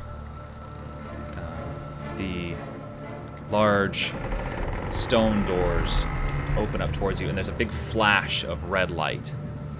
And it's just kind of this blinding, and strangely you can't see through it. But the doors open inward, and the boat continues to descend down into the river until you're on a sizable platform, but it's a raft-like platform. And as everything recedes back down, the navigator's wheel disappearing and unmolding itself, descending back down into the raft deck. So the boatman reach behind and pull his staff and begin to push the raft gently forward. As you pass through, you get a chill with a rush of wind, kind of coolish wind from the underground, nice relief from the heat that's been everywhere else, and you find yourselves past that red light back onto your home plane. The whispers have ceased, and you all have a nice relief in your mind, not having to experience that weight of constant nagging at your sanity. You're still on this raft. The boatman plods along slowly, guiding you, pushing you along this raft up the river. That even though it's flowing opposite, you still see that you're able to very easily push upstream. We'll put us on this. Sorry, audience doesn't get to see, but I don't want to steal anyone's art, so you all get to see. But as you continue up, winding around this river, and this gentle sort of curving left and right, is there anything you all would like to say or do? Having made it out. If not, it's okay. I just want to make sure that I've given enough time for everyone. You approach down, and you now can see, especially you, Zarius, can see the L-shaped dock. You catch it first. That you started this whole journey on, where Balthazar saw you off. And you see it, it's maybe 200 or 300 feet up. It wouldn't take you forever to get there, but you got a good 5 or 10 minutes or so. And the boatman just continues pushing along. As you all approach, and the river kind of widens at this point. The boatman comes forward and slows, but he pushes the raft to the right side, and the dock is on the left. He gets to, and the raft goes and pushes up against the rocky shoreline. It's kind of like a cliff edge style river. And he sets the rod down, his staff down into the water and sets it, and the raft stops.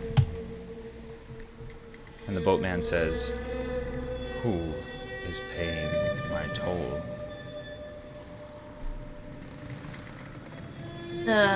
The toll? To return lives from the hells. It is an unnatural thing. The toll must be paid.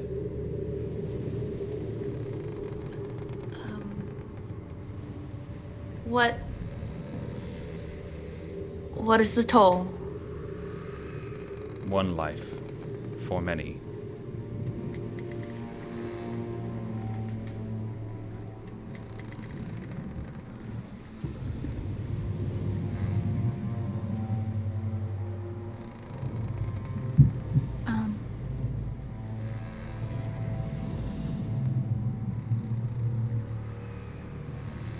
I'll pay it. No. Well, you guys can't pay it. I can. The boatman turns in your direction, Varus, and says, "No, your soul is not yours to bargain with." The shop. Thanks, Fetch. I'll pay it. I mean, Caden, you've got to go on to tell the story. It's not myself. No one else is gonna do it. I'll do it.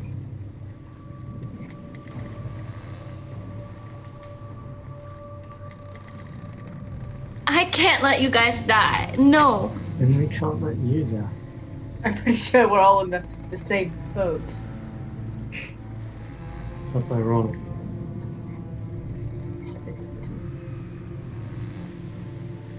Well, legend said that if you touch the boatman, and Kanan's gonna reach There out is a stepping in between. for the boatman No, man. and try to touch him. And Zarius, you block her fairly Yeah, effectively. like just not even like trying to grab her hand, like he's stepping in between her and Serious.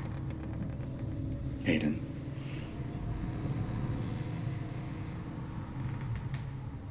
You've got to go on.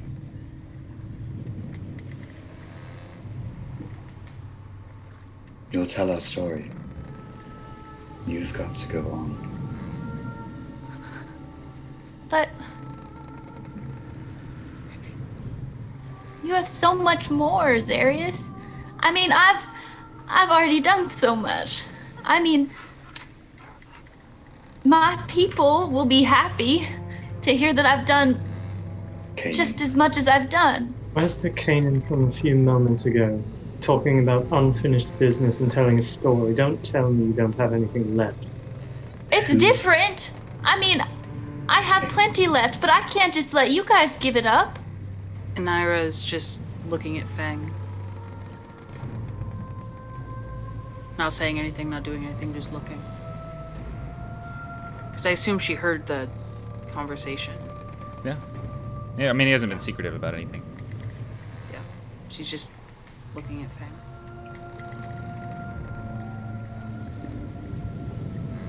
Darius, I don't know much about you and your Polducks. Can you even do that? Can you? Do you have an obligation? I mean, my obligation is to, from what I understand, continue helping her. But I'm not on the same level as far as I would assume. And he'll look over towards the boatman. It doesn't say anything.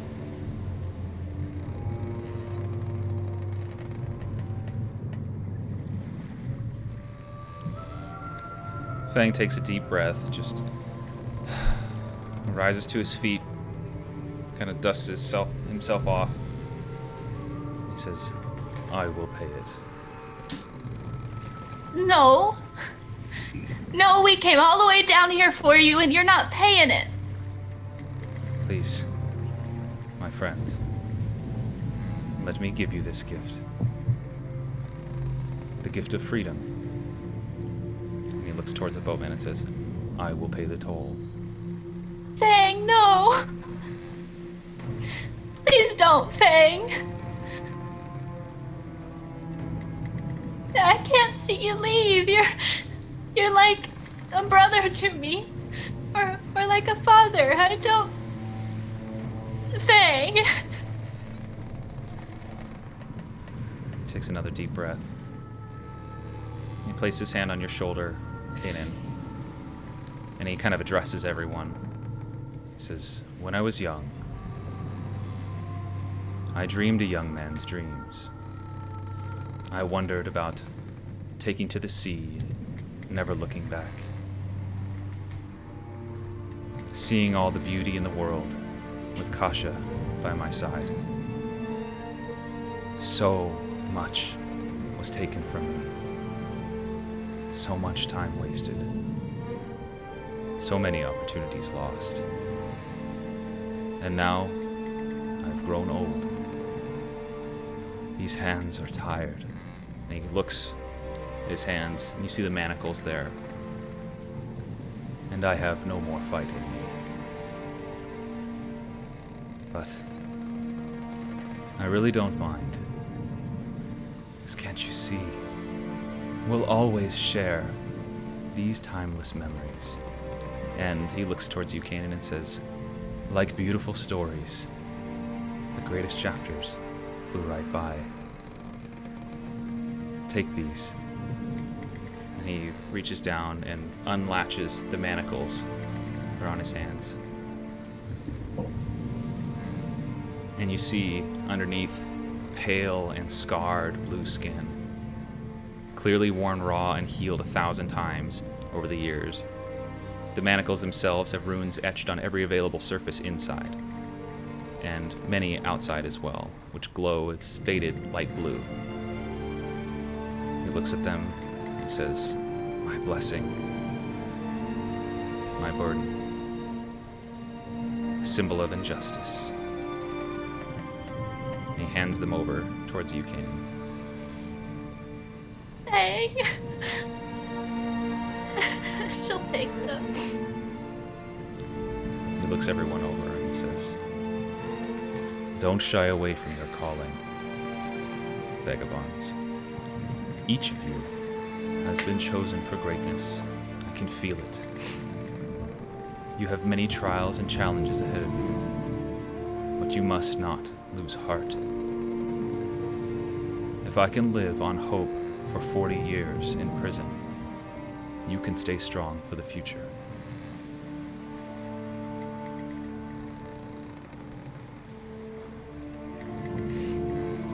Your love for one another will sustain you, as my love for you all has sustained me. And this, my last symbol, the last piece of me that I have, I give to you. And you see him reach in, and he withdraws the small sailboat that he has there. And you see his eyes flash at just a pale light blue, and the boat takes on the rainbow light quality to it on the sails. They unfurl. And he hands it out towards the rest of the group. And the boat lifts up into the air, kind of hovers, and sails around each of you individually before taking rest in the middle and rising up.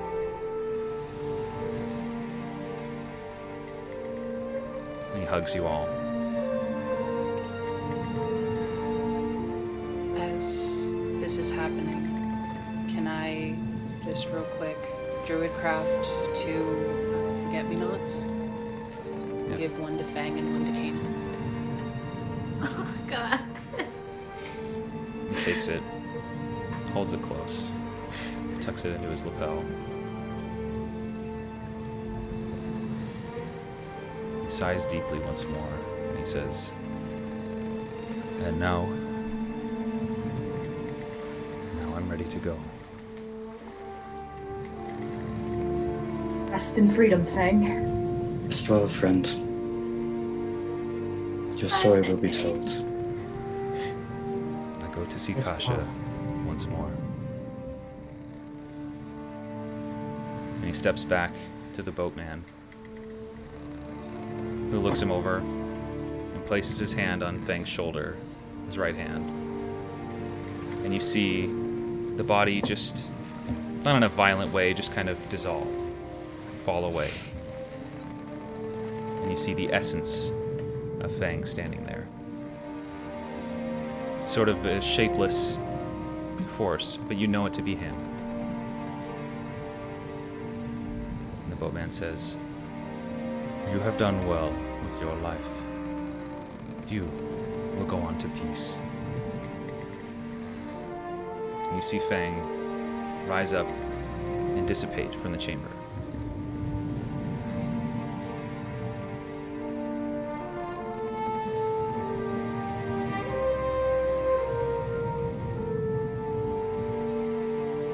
After a moment, the boatman withdraws his staff from the water and pushes it across the dock on the other side. Ties it up. Says, "Goodbye, Vagabonds. I hope I never see you again."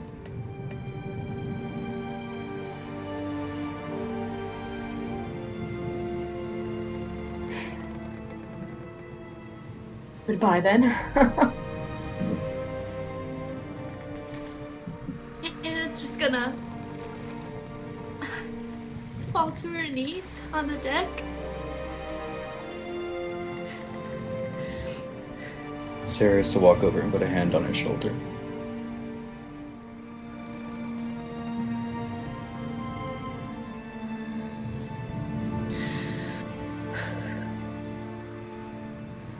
Must be going, Kaden.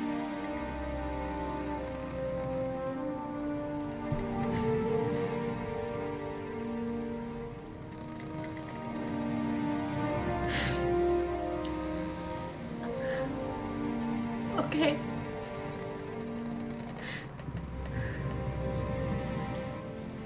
And she'll slowly stand up with the manacles in her hands. Okay.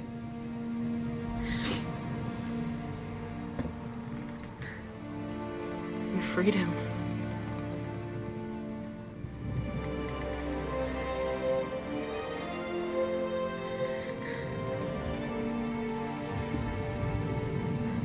And she'll start walking towards exit. Okay. Where would you all like to go? Balthazar is not present. The doors are shut. Yeah, you just have to go out through the regular underground. As soon as, just for real quick, as soon as Anira's feet touch dirt, she's laying down for like 20 seconds. Okay. And then she'll get up and go wherever the rest of the group goes.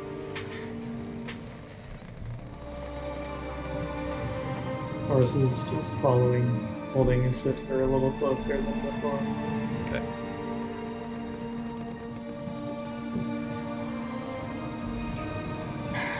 Where to now? Sleep. We don't know what day it is. We don't know. weekday. Well,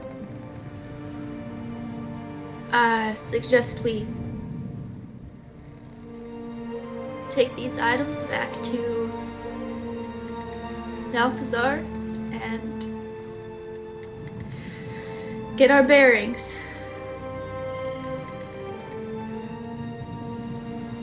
I don't think I can go in to see Balthazar. It's okay.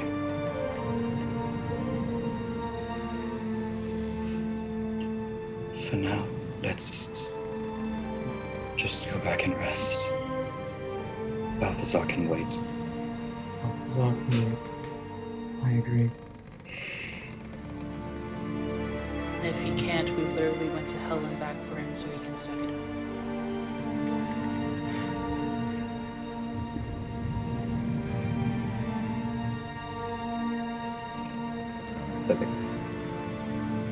Alright, so you make your way out, winding through the underground, and you've come back at night.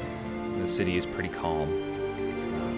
You're not quite sure what time of day it is, but you don't see too many people out. The shops are closed. You make your way back through the streets, finding your way quickly to the alleyway leading to Palace Escape. You enter in. Jane Nain greets you initially, pretty excited, and sees the state of you, and apologizes and goes back to her paperwork. You all make your way down the hallway, open the room, and you see the same familiar grass floor, along with a large rock in the center, the sky painted with stars.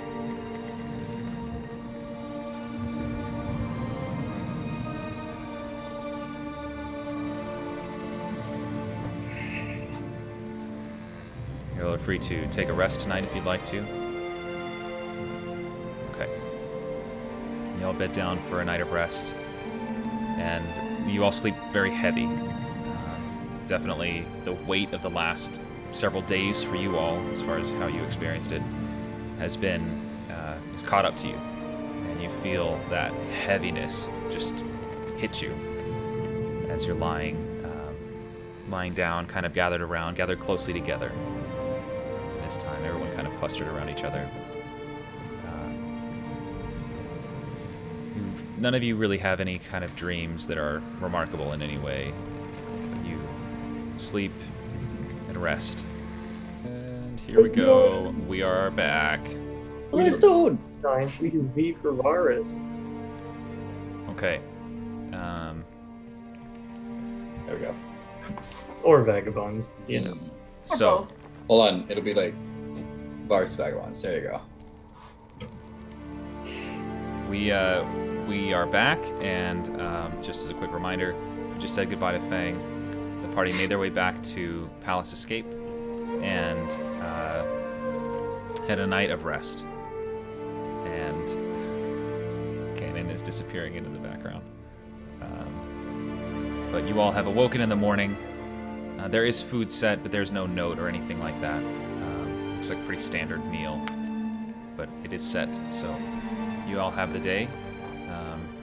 Not quite sure which day of the week it is or anything like that, but what would you all like to do?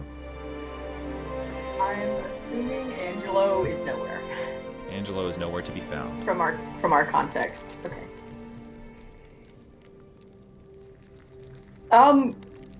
We should probably figure out what day it is.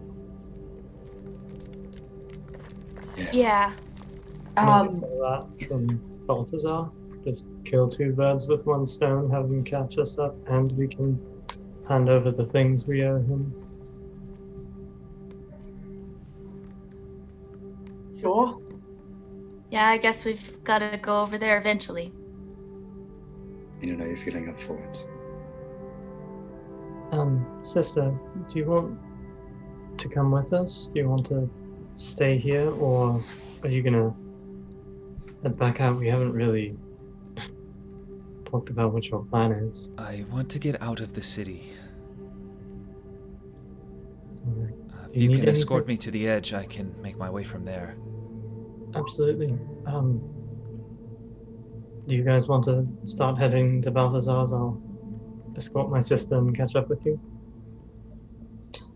Yeah. Right. Let's go. All right. And I'll grab Drasilia by the hand and just start walking out. Okay. And she holds your hand as you go. And are you, the rest of you, going to Balthazar's right away, and you'll just meet there? It's kind of, it's like you say goodbye and then you walk down the hallway because you're going to the same place. Yeah. But I figure Varus and Drasilia get a little bit of a head start, while the rest of you are kind of gathering your stuff, making sure you got everything ready.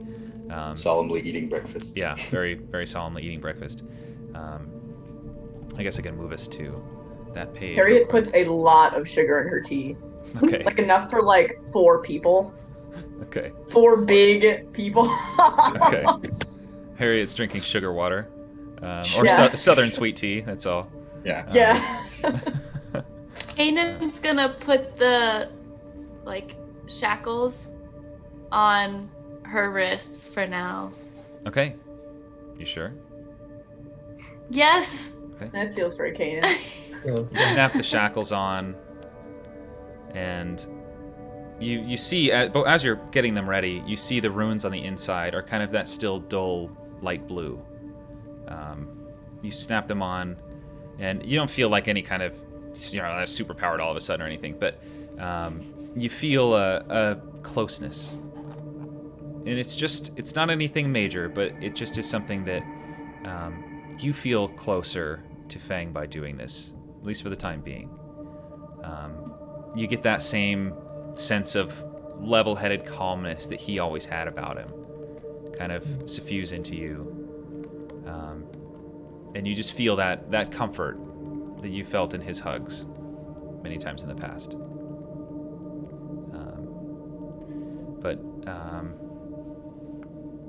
So the rest of you begin to head out, get your stuff ready, and head out towards Balthazar's. Varus and Drasilia, you make your way through towards the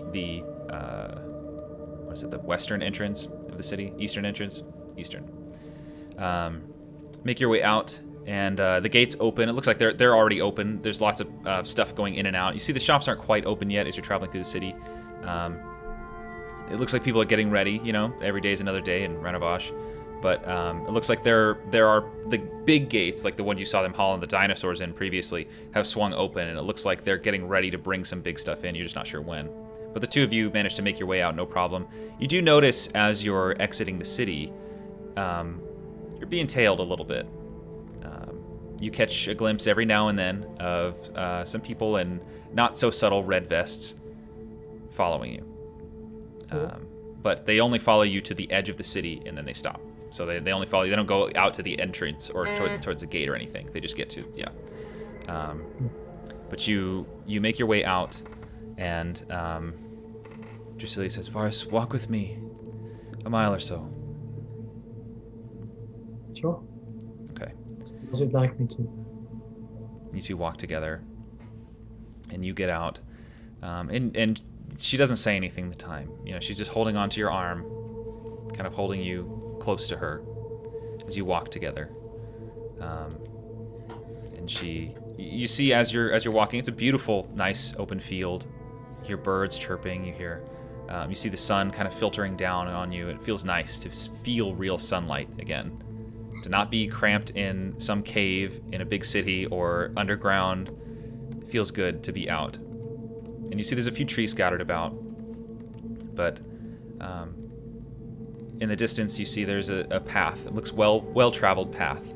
You even see sign markers and everything along the way. And as you approach, Drasilia says, Varus, what did the boatman mean when he said that your soul is not your own? I belong to the family, don't I? And I'll give her a wink and probably make a deception check. You can try. Well, Be a I'm definitely disadvantage. lying. Yeah. I belong to the family, don't I? 18. Ooh. Drasilia says, Varus, you know what I've been through. If this is a result of that, tell me it's not.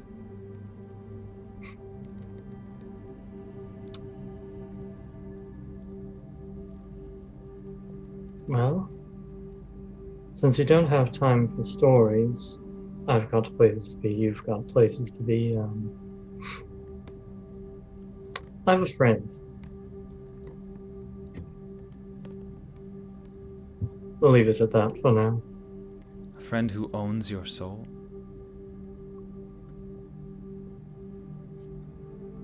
Very well. I do have something for you. How are you doing on funds? Are you alright? Are you going to need any money?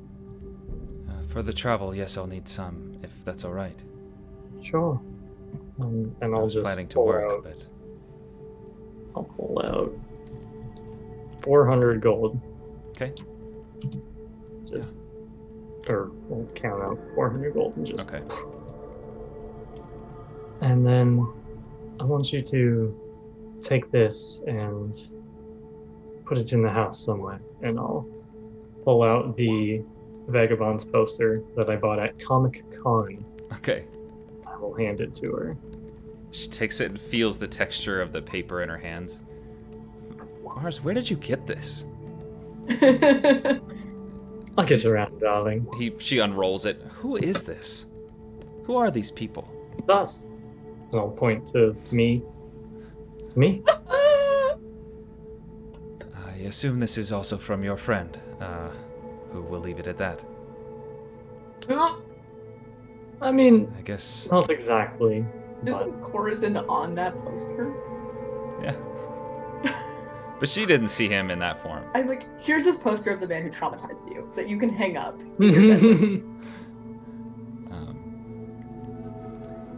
And she says, the other thing I was wondering, if you could spare a weapon. I don't have any on me. I think this deserves to be back at home, and I'll take out the sword that I started the game with, which has a name written down. I think it's Aruana. It's written in my notes somewhere. And I'll just hand it to her. You might recognize this. It's the sword that Lucian made for me all those years ago. And put it in my room back home or something, unless you want to keep it. You know, it's a good blade. She takes it and kind of like a little bit awestruck that you're willing to give the blade to her. She takes it and looks over the handle, examines the blade and everything, and you see her grip the hilt and just very rapidly, eloquently flourish the blade. And she takes the sheath from you, sheaths it and ties it around her waist. If you think you're getting this back when you come home, you've got another thing coming. Thank you, brother. Farewell. Safe travels. Love you. And I'll give her another hug. She hugs you tightly. Goodbye, Varus. I'll see you soon. Soon. She begins to head out to the north. Got a ways to go, but she's capable. Yeah. I'll stand and wait for a little bit, just watch her, and then I'll jog back. Okay, yeah. You make your way back. The rest of you end up getting to Balthazar's Forum a little earlier than Varus does. He did go a little ways out of town, but you all get to, and you've been climbing the stairs for quite a while. I assume you wanted to go up the stairs. Okay, yeah. You've been climbing the stairs for some time. Good 5 or so minutes of solid, flight of stairs after flight of stairs after flight of stairs. Eventually, you reach the landing, and you see the big white wood doors with the golden panels there, elaborate carvings all across the front. What would you like to do?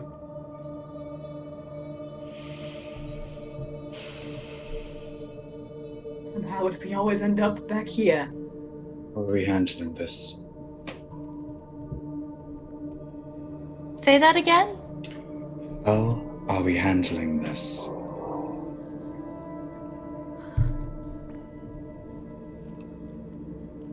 I guess we give him the items. We're gonna have to give him some information too. That's how he works.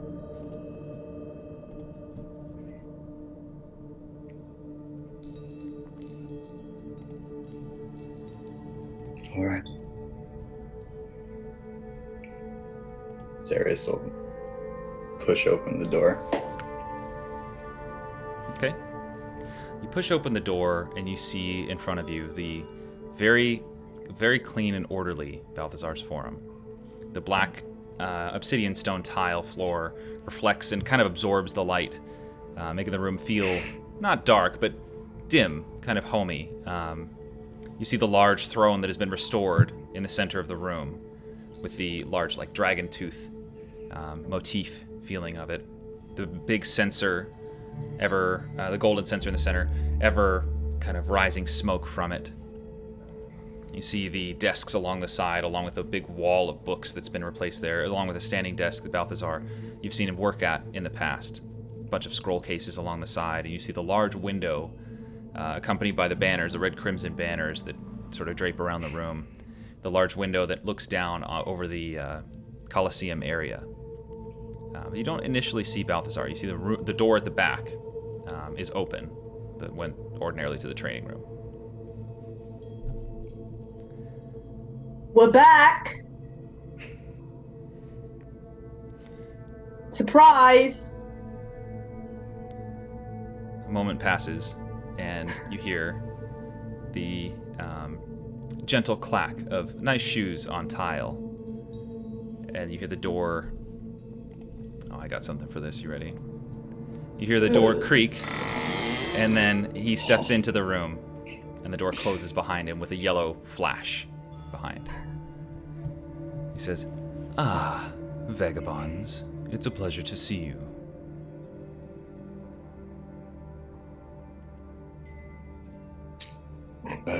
We've got some stuff for you. I assume if you're in my building, in my office, I would hope that you do. Zarius will pull out. I know he has the method smoke. Okay. I don't know who has the wing and the ashes and the soul stone. Harriet has the soul stone. Okay. Zarius will be like, well, first, and he'll find a table somewhere. Yeah, there's a big table right in the middle. Yeah, he'll just set the bottle with the ashes down. I Very think good. Anira has the wings and the other thing. Probably. The ashes, yeah. I thought Yeah. Kanan had the wing, but I could be wrong. Oh, I might have the wing because I tore it off of the Yeah, thing. that's what I thought, but I don't know. Yeah. I think we actually have multiple wings amongst us, but Oh yeah. Yes, I think do we have just- a wing. I think we grabbed all of the wings. I do have a wing. Kanan's gonna reach into her bag, pull out the wing, put it on the table. Very good. And the soul stone.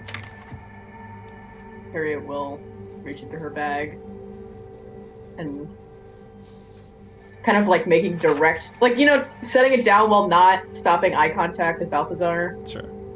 and like slide it towards him so that it's closer to him on the table than her. Very good. I am happy to see that my faith in you was not misplaced. About this time, Varus, you enter in. Hello, I'm back. All went well. Oh, this is tense. Never mind. We're just giving back to Balthazar what is his. An even exchange. I see. You'll be happy to know that An even exchange. you are out of my debt.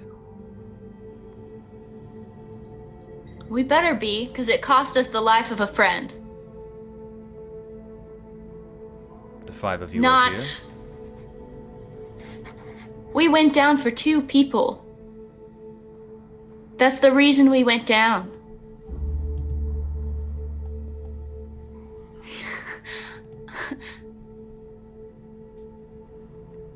And we came back with one. that was a dangerous place. Hell had nothing to do with it. Please, explain. You must have You must have known the stories, the folklore about the boatman. And what, you wouldn't tell us anything about it because we're some sort of experiment?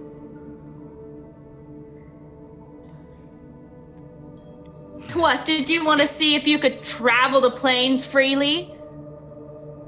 Well, congratulations, we've run into 2 of your different, I don't know what to call it, mediaries. Maybe you shouldn't be traveling the plains. Don't think to understand my desires, Kanan. I won't try to. I just know as soon as we're done with this and we get you your place ruling whatever, I'm through. Be through. It is of no concern to me. If I did know, do I have any responsibility to tell you? Would that have changed your decision? If you knew that you had to pay your life to save your friends, would you not go?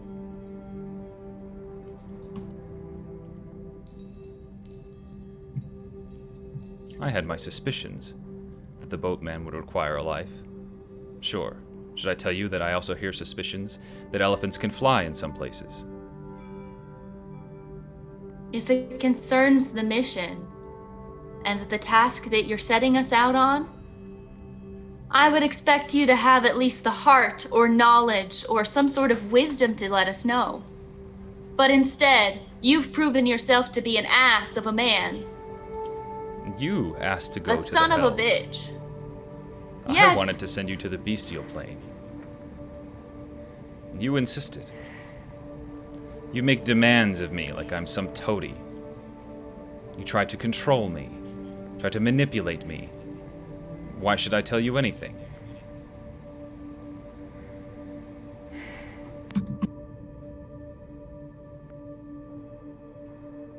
I would just expect it of a decent human being.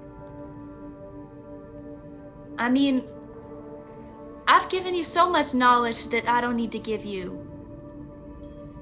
You were so upset that we hadn't shared it. And that we're involved. What? I mean, you can't just be turning the manipulation cards back on me.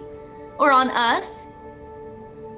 Because you were all pissed and on your high horse about us not sharing information we knew about everything going on. With Corzin and the machinist and the heretic and all of them being in cahoots. I shared that with you because I understand that it's something you need for your work and that we were working together. And you also came to ask for my help.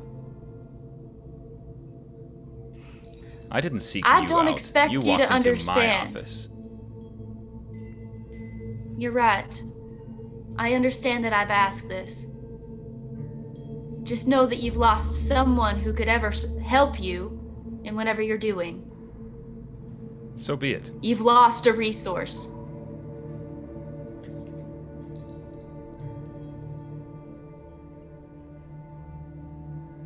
Very well. You weren't the first, and certainly you won't be the last. You're a sad piss of a man. You guys deal with him. I'm out, and Kanan's gonna leave. Sure. I'm following, yeah. Zarius is gonna stay. Okay. Yeah, Harriet's not going anywhere yet. All right. So Naira and Kanan, you both exit out. Is there anywhere in particular that you'd like to go, or are you just kind of waiting? Waiting like outside the doorway or down the stairs a little ways? Kanan's gonna leave outside of the city and sit in kind of like just on the edge of the city, just get some air. Okay. Yeah, easy enough. You both head down, and you do notice as well that you're being tailed. There's the red-vested Order of the Fifth have been following you pretty much throughout. They're keeping distance. They're just watching. They're not like getting up on you or anything. But you make your way out through the same sort of shipping receiving entrance and head out. Are you going outside the walls? Yeah. Okay. Yeah, if there's any like rock or something she can sit on to kind of have a higher viewpoint. Yeah. Yeah, you get out. It's maybe 200 or 300 feet from the city walls, and you see there's a large tree there, and then next to it is a big flat boulder. Looks like a common place people go have picnics and stuff, but you manage to go out there and take a seat on there. It's maybe 15, 20 feet high. It's a big rock, but you can sit out there for a while. For the rest of you, Balthazar says, well, your companion aside, I am sorry that you lost somebody on this journey. That was not my intention. But I had to know for sure whether the boatman stories were true. Zarius is going to take a second to compose himself and just try his best to, keep a mask above his emotions. Yeah, for the record, I get what Kanan's saying. I don't know if I necessarily agree with everything that she said.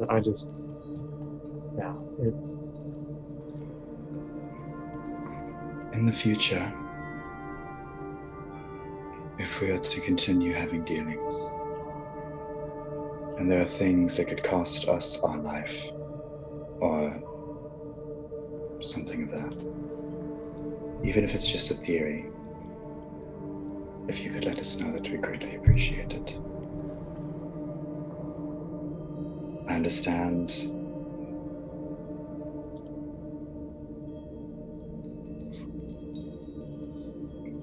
you did not know everything, and you were trying to find out. But in that situation, yes, we still would have gone, but we would have gone more prepared. If it's a soul we wanted, we would see if you take that of a demon we grabbed along the way.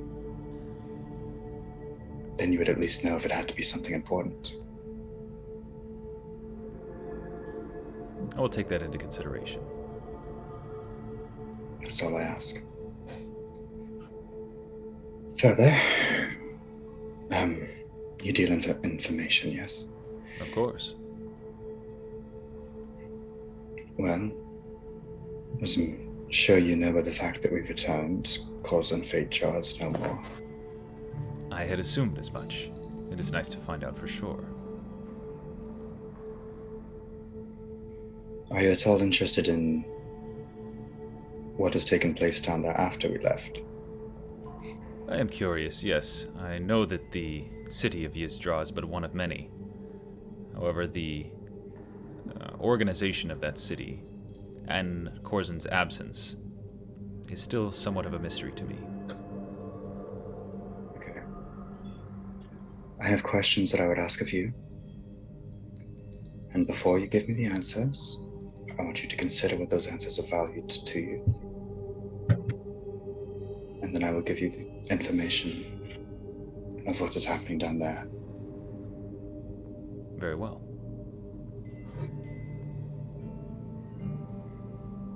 Corzin's last words. Not last words, but the words before we fought.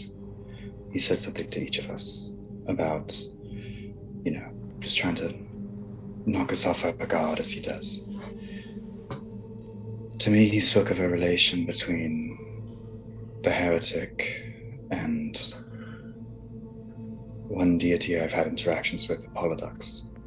And as I say Apollodox, I want to make an insight check to see if there's any reaction. Yeah, go ahead. Because I know that I was told to talk to the yellow-eyed friend about that. And I'm going to use my ring.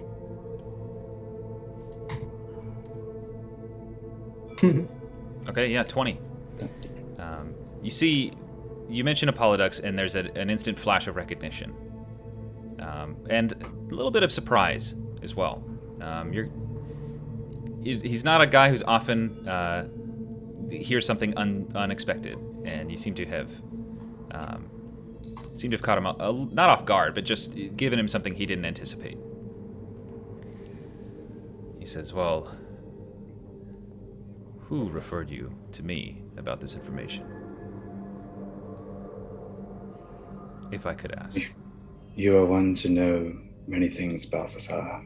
No one referred me about this in particular. Very well. Yes, I have heard about the potential relationship between the heretic Tadriel, as his name is, and the being you know as Apollodox. Apollodux had been, how do I say, as close to destroyed as a being of her nature can be. She was separated, scattered about, or so the rumors go. Placed in different containers, on guard, lock and key, that sort of thing. This was a result of a family squabble. Now, mind you, their squabbles are not quite like ours, where a plate may get thrown in your house or mine. They destroy planets, worlds. The heretic defeated Apollodux with the help of the Shepherd of Fire. Apollodux's intentions, that is less certain.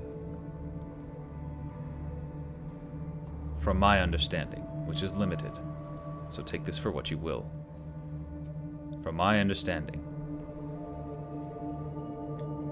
Apollodux had been in some sort of purgatory, sent there by her parents, for meddling in the affairs of the hierarchy of angels or whatever their organization is called there.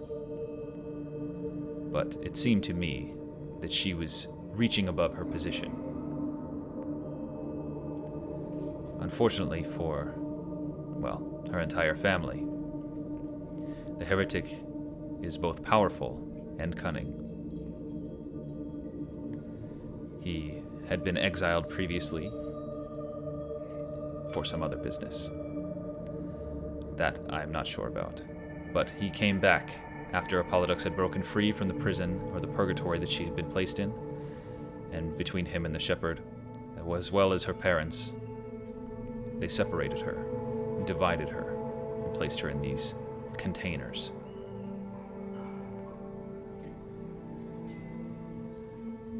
What I would ask of you then is what more you know on these containers, if anything. I don't know how many there are. Oh, go ahead. No, go ahead. Balthazar says, he thinks for a moment, kind of looks around. He says, I'm not sure of how many there are. Whether there are 10 or 500 is a mystery. I do know that each holds a piece of her. The Celestials are less all one body as you and I are, and they're more made up of parts. One piece may hold her vengeance, another her anger, another her kindness. Just as they are the embodiment of virtue or justice or anger, so too their pieces each hold that attribute. Only when all the pieces are come together will she be whole, and will she have her right mind again. Until then, she's acting based on the parts that are in most control.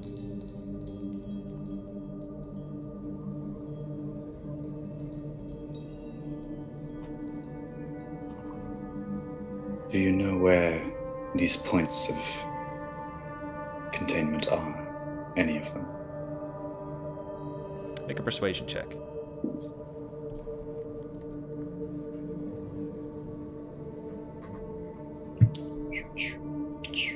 Take the first one, because I forgot. Yeah. Okay. Balthazar kind of leans back on his heels. He looks you over, and then his eyes kind of cast down to the stuff on the table. And you see this kind of look of pleasure on his face, overseeing the soul stone and the rest of it there. He says, well, I don't know where all of them are. I don't think anyone does. But I do know that there is one in the Takeo ruins, outside of Falderstep. There is one in Haversteep, under the watch of Tadriel. I believe, my informants say at least, that it is in the gold mines, in the mountains. There is one in the other mountain range that I can't remember the name of. Oh my god, Exotique. I know that one. There's one in the Hollow I've been there. Slopes. There's an old mage tower there. It should be along the hidden goat path through the mountains. And there are others. As I'm sure you found, seeing that your power has increased since the last time that we spoke. Yes. I'm sure one such as yourself can deduce what that means, and my intentions behind finding them.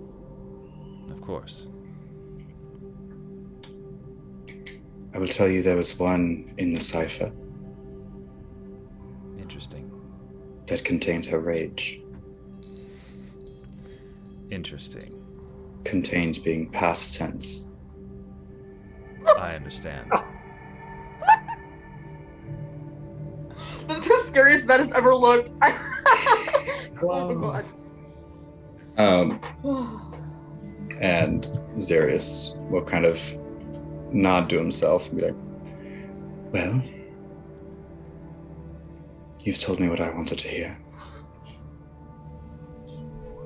As for what's happening down there, below,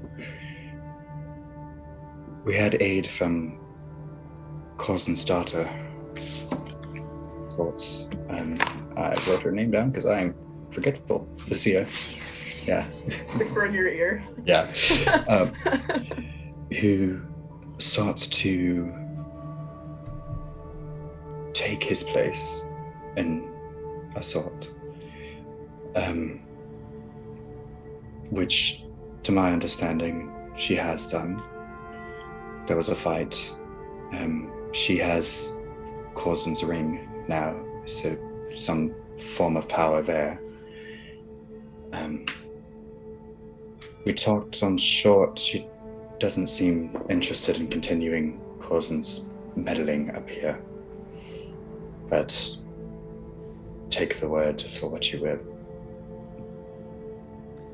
Fiends are reliable, if nothing else. Yes. She seemed, to me at least, to be mostly interested in ruling over Yiz-Drah down there. However, she does that, and if she stays there, I have no idea.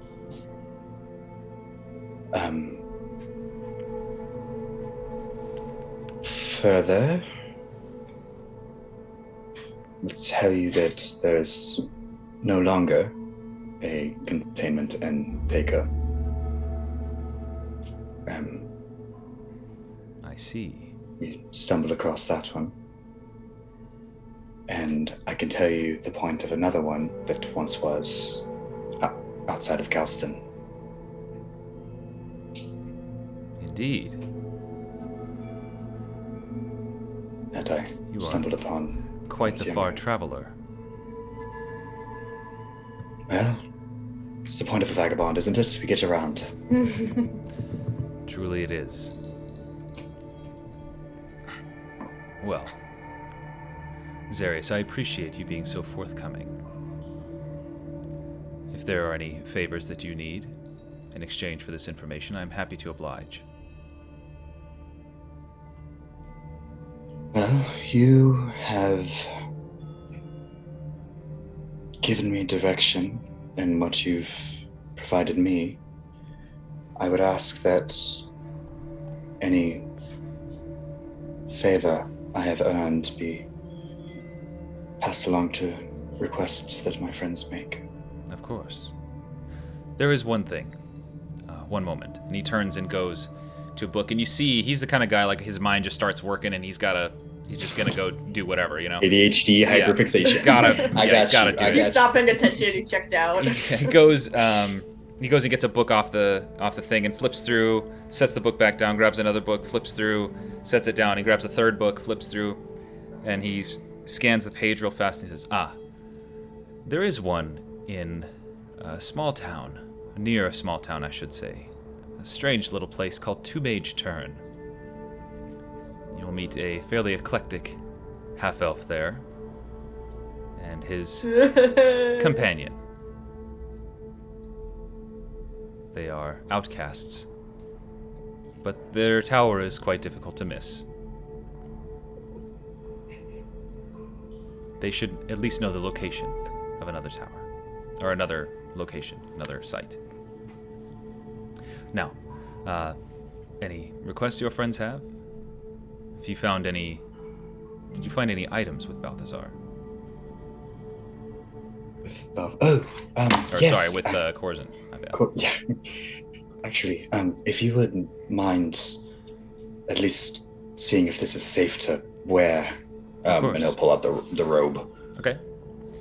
He sets it on the table, and you see him kind of pass his hand over it, and there's a little ring of yellow light that kind of surrounds his hands. He looks it over, he runs his hand across the garment, and then looks at it as if he's reading. And he says, Robe of the Archmagi. Quite a find. Though this one looks modified in some way. Well, needless to say, let me pull up the item here real quick. A roadkill. Our roadkill. Right? Homebrew. You put it on and you die. It's a robe of an Archmagi. It requires attunement by sorcerer, warlock, or wizard. It is, if you're not wearing armor, your base armor is 15 plus your dex. You have advantage on saving throws against spells and other magical effects, and your spell save DC and spell attack bonus increase by 2. A very powerful item. Yeah, that's...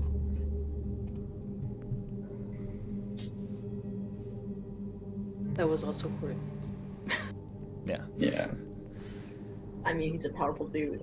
It says this one has been modified to have several tearaway pockets you see here, and he points to some of the hems that are on there that look, they have like a symbol inscribed on them. One you see that has a symbol of like a potion on it. So if you tear this away, the potions will appear in your hand. That is incredibly useful. Well, What about that other one? The belt. The face on it. Oh. You know, the face belt. Yeah, the face belt, and he'll pull that out, I guess. I don't think we said who got that, but I was just assuming. I think Xerius just was holding it. Yeah, Sure. I figured you had it, yeah. Sure, Xerius will hold that out to him. Okay.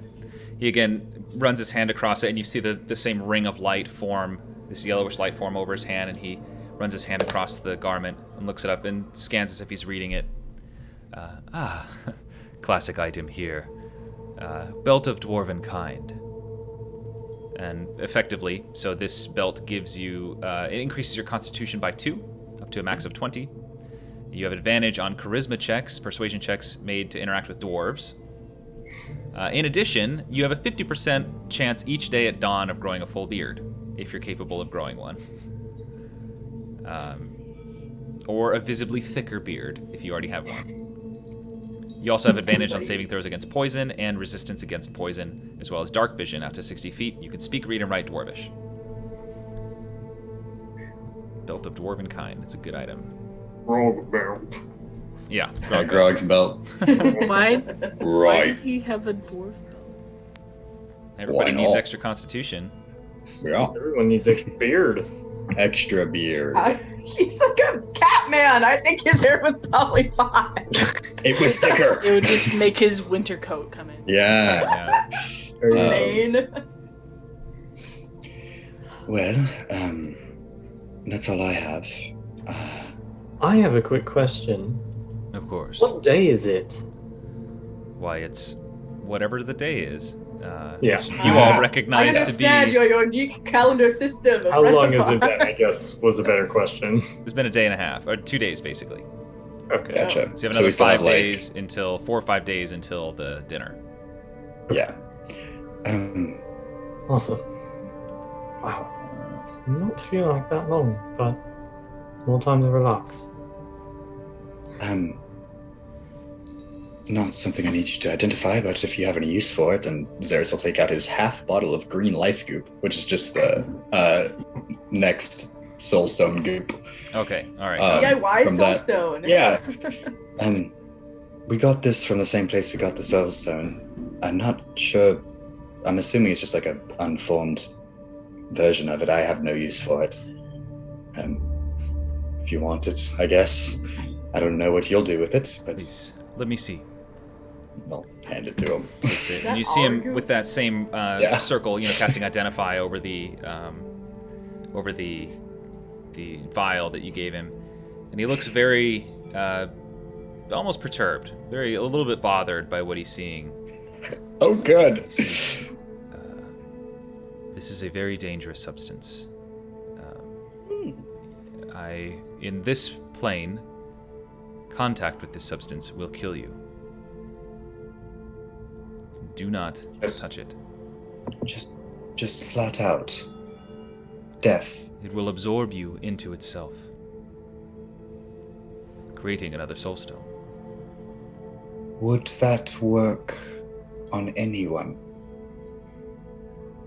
The circumstances would have to be right, but presumably.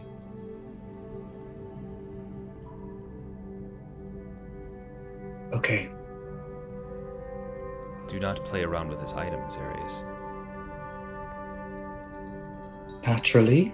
I would very much like to study it.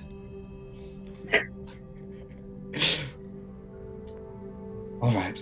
You can hold on to it for now. Thank you. I doubt Nos would let us get close enough anyway.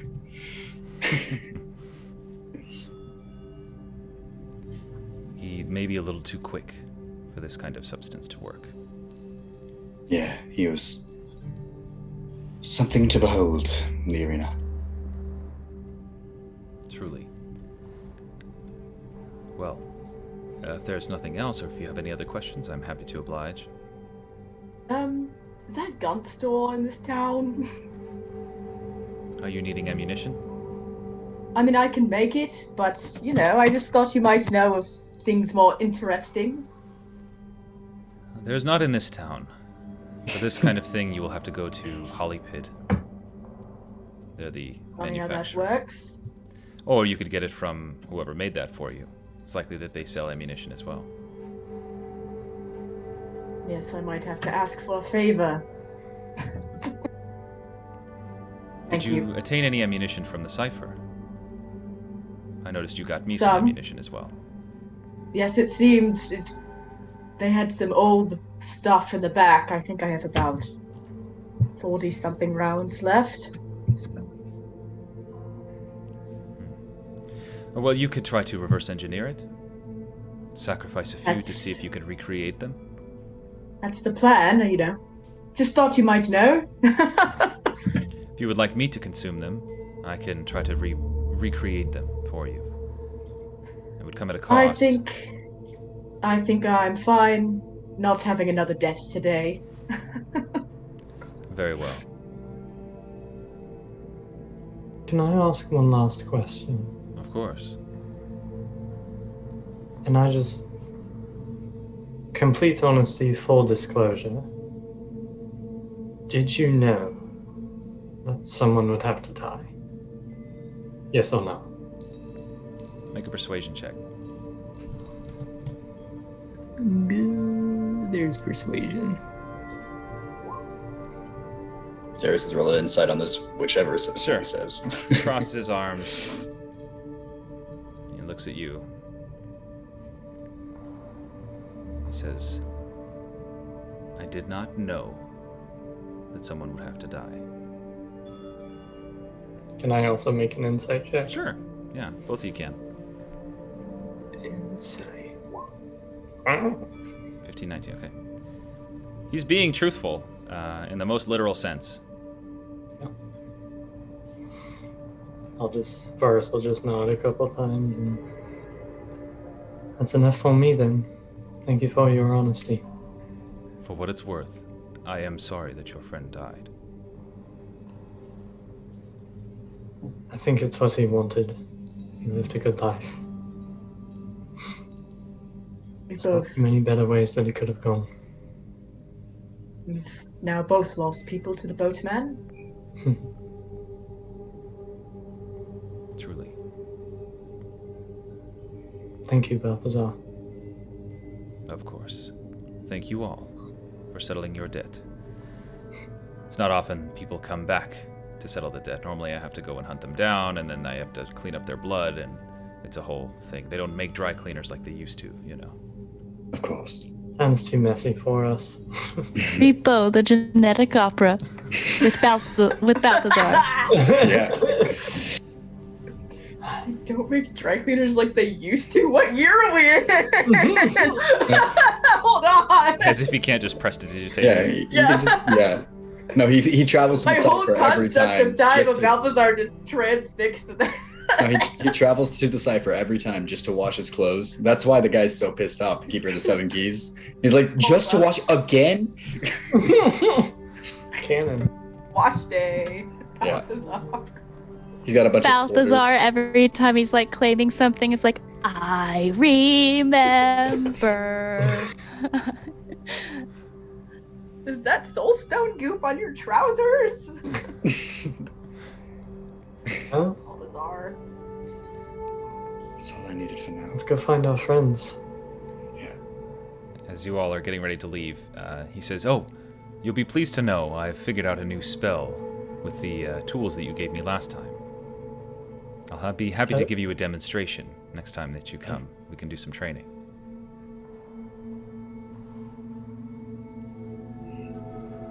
Fine. We'll swing by sometime, maybe. Farewell. Farewell. Can you make the stairs shorter this time? Yes, I had some unexpected Slide. guests who arrived shortly before you. I was trying to forestall them. No worries. The red vests have been out in force since you've been gone.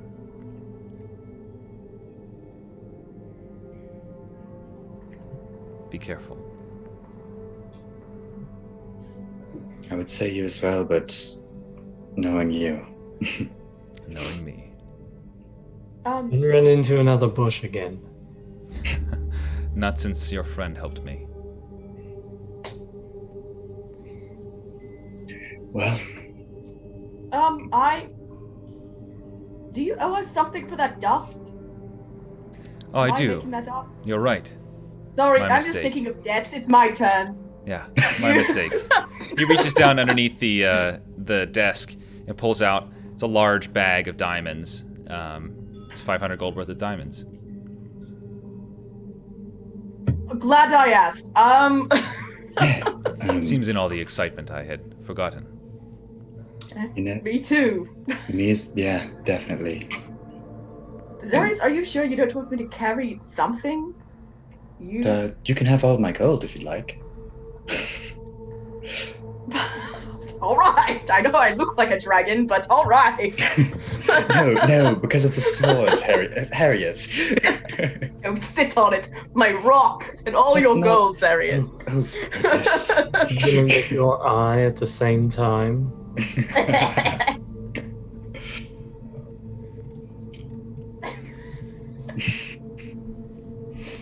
Yeah. Well then, I guess we're going. How time. Goodbye. And you all head out of Balthazar's forum, and you head down a single flight of stairs. Get back out onto the street. Your leg's not so tired.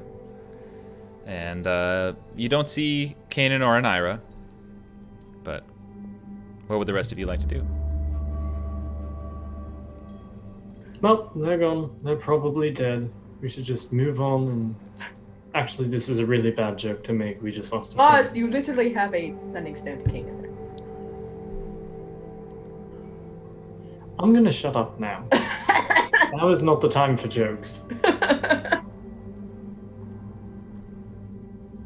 I don't have the stone.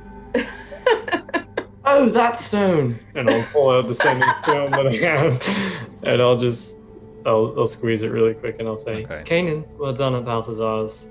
Do you know where Anira is? That's all. Kana will hear it. Rub the stone in her fingers and be like, all right, I'm gonna stay outside of the city a bit. I don't know where Anira is. Kanan's outside the city, and Anira is... Guess we'll just really be in the Vagabonds today. Going everywhere. It's been a hard few days. Can I take you two out for drinks? Is it too early in the morning for that? It's like 10 a.m. Honestly, 10 Varus, a.m. after what we've been through the last Zarius couple is of not. days, You're Nope, not I'm taking going. Zarius out for We're drinks going. at 10 a.m. Oh, now I'm we're pulling the going. mom card. now we're going. Come on, Harriet, come on. Oh, look, I found it in my bag. Zarius is not drinking. And we'll head to the punchline. Heading to the punchline, all right. Yeah. Okay, and Anira, is there anything in particular that you want to do during this time? I know Kanan's like collecting her thoughts and taking in nature and everything. Is there anything in particular that you'd like to do? I figure she would just be, I probably would have tailed her a little bit, but I wouldn't join her up on the rock. I'd be at that tree. Okay. Like at the base of it, just Yeah. with like my back to it, just vibing. Okay, cool. Just want to make sure if you had anything Well, I you do wanted to know do, you where had she time. is. Can I actually, while I'm doing that, when I'm sitting at the tree, can I look at the dagger? Yeah. And see if it just looks like a dagger or if there's anything. Yeah, I would say make a, what's your wisdom caster, right? So just make a general wisdom check.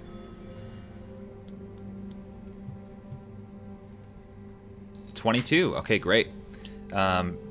You take the dagger out, and as you're sitting there, kind of like twirling it around, playing with it, you're just kind of getting the feel for it. It feels great. It's a really well-balanced dagger. It's just a basic dagger, it feels like. A few times that you're playing with it, you accidentally drop it. As you've been kind of playing with this for better part of a half an hour or an hour or so, after you drop it, it kind of flips out of your hand, and the ribbon has wrapped around your wrist as it flew away. And you think that's strange, and you think, well, that's weird. I'd like to not have to go get this, and the dagger appears back in your hand. So you try this out a few more times, you know, throwing it and seeing, and every time you throw it, the ribbon wraps around the base of your wrist, and you just, with a thought, recall it to your hand. So you get the sense, without identifying it, there may be something else too, you're not sure, but you get the sense that it's capable of being thrown and recalled. Go get a dagger. Yeah. It's like a chain of returning, kind Great. of. And I, Cool. I don't know what that is. Yeah, basically you can make ranged attacks with it, and it'll appear back in your hand. You won't have to go pick it up. Is it the same as like if I were making a close range attack? Yep. But throwing? Okay. Yeah. Same. As far practically, it's the same. So. you Like have in to worry terms about- of like what I roll. Yeah. damage. Yeah. You just have to worry about cover and those kinds of things, but yeah. Yeah. Practically, for your Cool. purposes, just. Yeah. Yay. So, and you get the sense as you're messing around with it that you could remove the wrap, the black ribbon wrap, and attach it to presumably any other throwable weapon.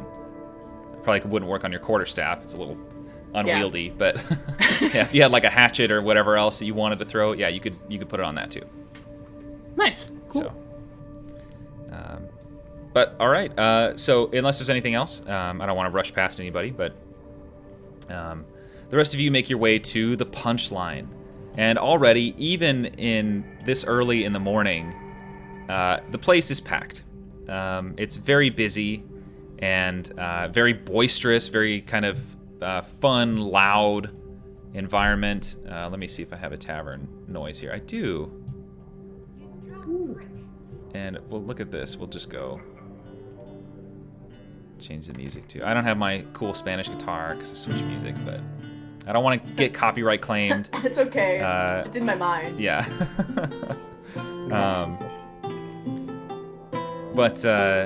Yeah, you all enter into this area, and it's a busy place. Lots of people are kind of gathered around, and as you enter in, you notice that people that see you have that initial reaction of like, whoa, there's one of the two, and there we go. You've got, it's like, whoa, there's some of these fighters in the championship fight. Like, they're gonna be, one of these teams is gonna be the winning team. And they see there's that moment of like awestruck celebrity seeing whatever. And then their faces kind of sour a little bit when they realize it's you all and not the Iron Legion. People give you the deference that your position awards you, but you can tell, you get the sense especially that people are not fond of you as individuals. But you quickly make your way in. You see a group of people as you're kind of eyeing for a table. They get up and offer you the space, you know, kind of giving you that deference that you deserve. So you can take a seat. The server comes and clears the table off really fast. So what can I get the future champions? Right. Nectar of the Gods? Nectar of the Gods, you got it.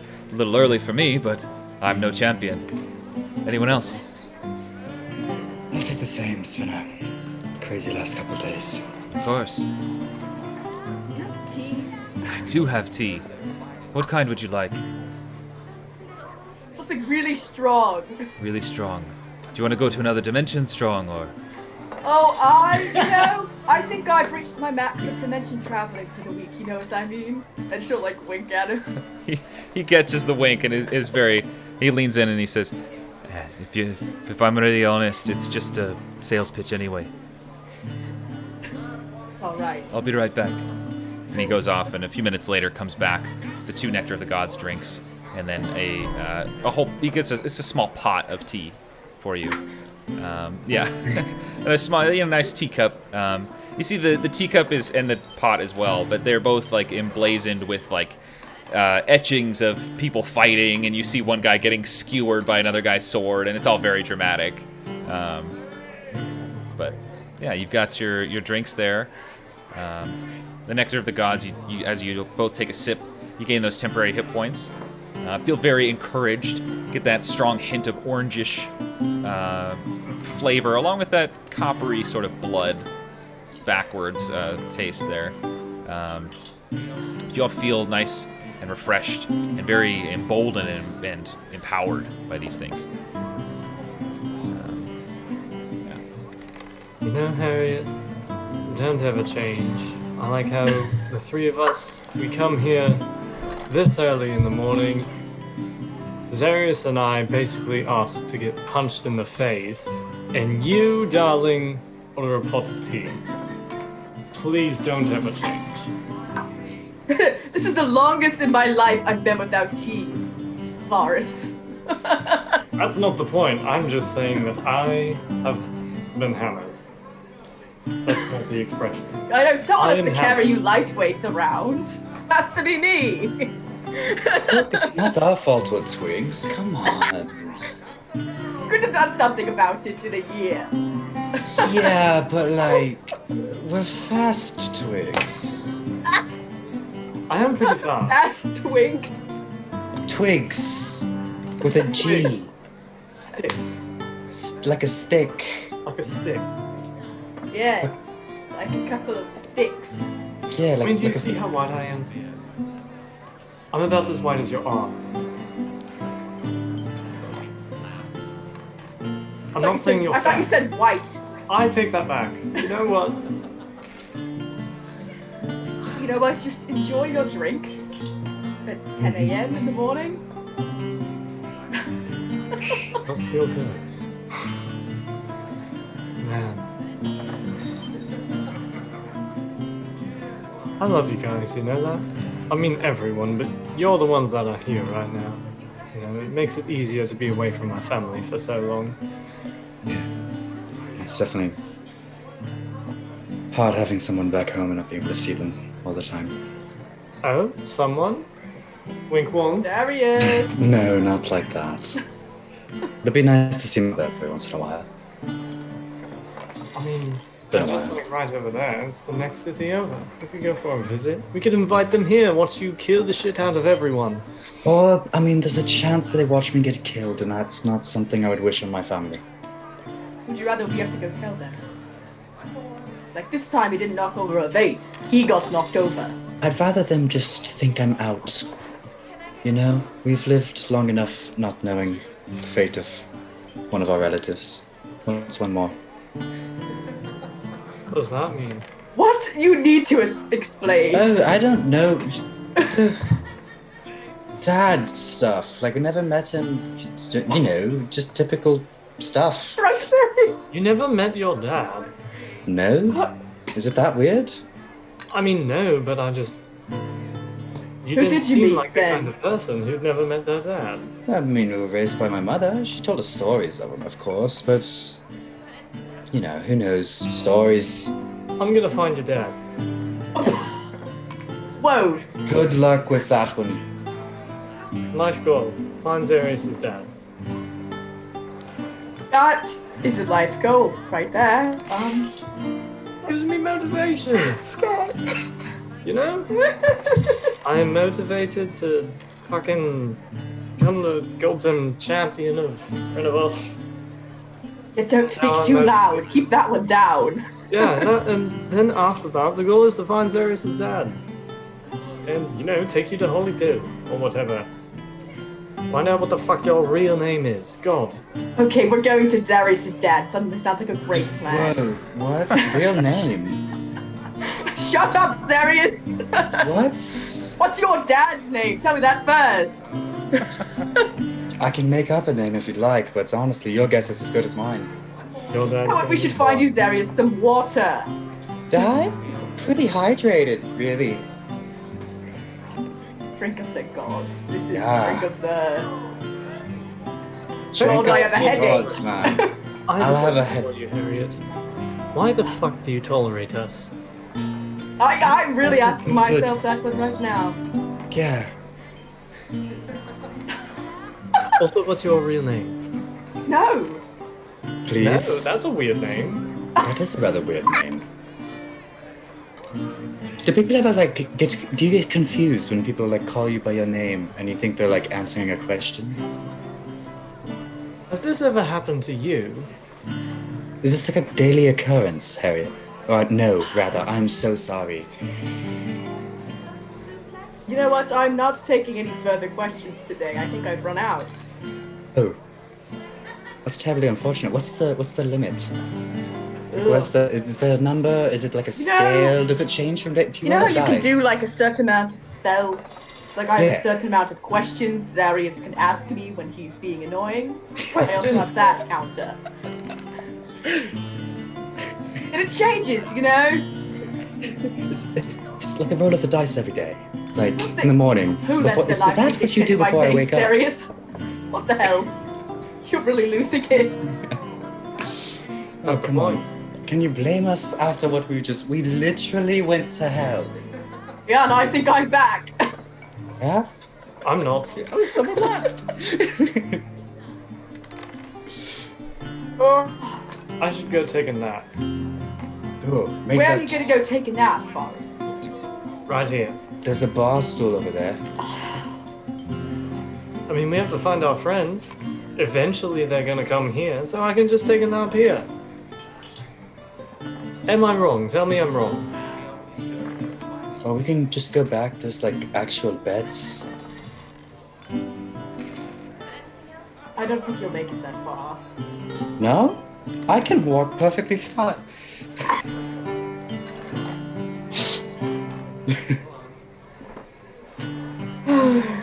Yeah.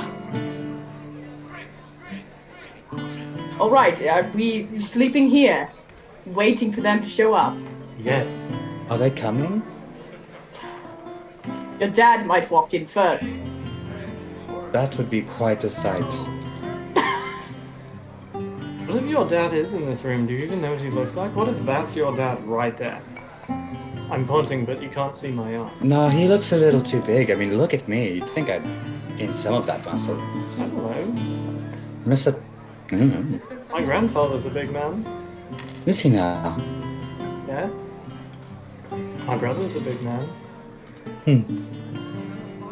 Oh dear. Just to check in, Kanan and Ira, would you all like to come back and join at some Please. point, or Please take us Please out. stay here for this one. Or keep vibing or on do your anything nature else. I mean, it's tree. up to you all. I don't know what Kane wants to do. She'll probably just go back to the room, if I'm honest. Okay. Yeah. Just want to make sure I'm not, leaving anybody out. And Ira's gonna vibe with the tree as long as she can. Yeah. Until it starts to get like cold and dark. Okay. Yeah. Yeah, AC. Kanan will stand up. Sorry. Oh, go ahead. Yeah, Kanan will stand up. See and Ira at the bottom of the tree because it's by the rock, right? It's nearish. I'll Yeah. be like, oh, Anira, didn't see you there. I'm gonna head back. Safe travels. Don't get All kidnapped. All right. And Kanan will leave. All right. You make your way back through the city. You notice once more that you are being definitely tailed by members of the Order of the Fifth. They're keeping their distance again, but they are following you definitely, tracking your movements. They're very aware of your comings and goings. You make your way back through the city streets, through the alleyway leading to Palace Escape. Enter in, and Jane Nain sees you and waves and gives you a compassionate look. Is there anything I can get you, Kanan? No, thank you. I'm good. All right. Have a good evening. All right. Head into the room. And Ira, you stay out there and you see them close the big gates, the big like shipping receiving gates around dusk. And there's still the little personnel gate that you can go through. You sit with that tree as the sun sets down behind the city. You get the shadow of the city kind of cast over you, maybe an hour or two before dusk. You sit and just with your hands kind of in the dirt on the roots of the tree, just feeling the nature, kind of recharging yourself, getting a reconnected with nature, feeling that energy kind of suffuse into your body. And the tree definitely reacts in kind to your being there. You can see the leaves kind of stretch out like they're relaxing and kind of enjoying your presence. And the grass, kind of around you, you see little meadow flowers pop up, and it's very nice. You feel very grounded and reconnected. And as the sun sets, maybe an hour later, and it starts to get not cold because it's kind of a deserty area, but the wind starts to kick up, and you get the sense you're getting ready to head back in. The rest of you, oh, go ahead. Just begrudgingly, like as slow as she can, just Okay. like. You go up, and immediately, as soon as you get to the personnel gate, they stop you, and then they recognize who you are, and like, oh, please, Anira, go on. And you make your way back through into the room. The rest of you have, you can stay and hang out. I assume you spend a couple hours at least at the bar, get some food and whatnot. But is there anything else? Go ahead. She's gonna try and. They may just give it to her, I don't know. But she's gonna ask if she can, have the teacup. And if not, she's gonna try and, haggle for it or pay for it or something. Okay.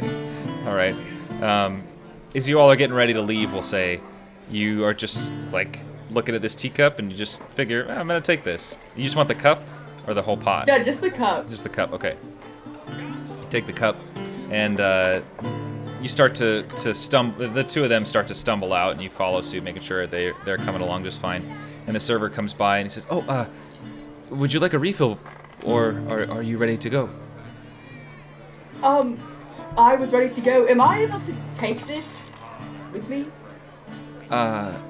Well, not in the strictest sense, but Show all of the people that the champions are, share engaging in your grand tea. I mean, And she'll kind of gesture at her teacup holster on her hip and be like, it would be right here. I suppose it would be good representation for the bar. That's the spirit. Okay. Don't tell them it was me. Oh, no, I don't even know your name, so how could I tell them? That's good to know. I am so unmemorable. Okay. Well, Have a good night. Wow. That was it. You too, buddy. Yeah, she'll go. All right. Zeris, maybe before this, would like to send one message Sure. while out of it. Yeah. Oh, no, not to the dad. No. He doesn't know. He's gonna send a message to Demixis. Okay. Lord, not drunk texting Demixis. Probably worse than Dad. He's gonna say, I wrote it down so I know how many words it is. How you doing, bud? Well, Corzin's dead. Like, dead, so that's cool. Have you had any luck raising the dead yet? Hope you're good. Oh, no! All right. You begin to, put the stuff together, kind of sloppy.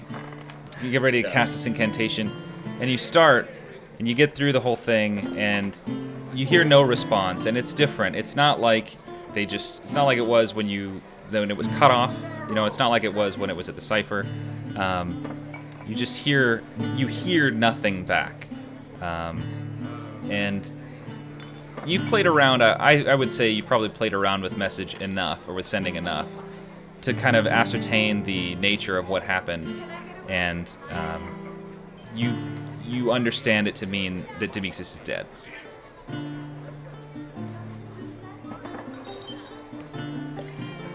I'm just suddenly get really serious and look over at Harriet.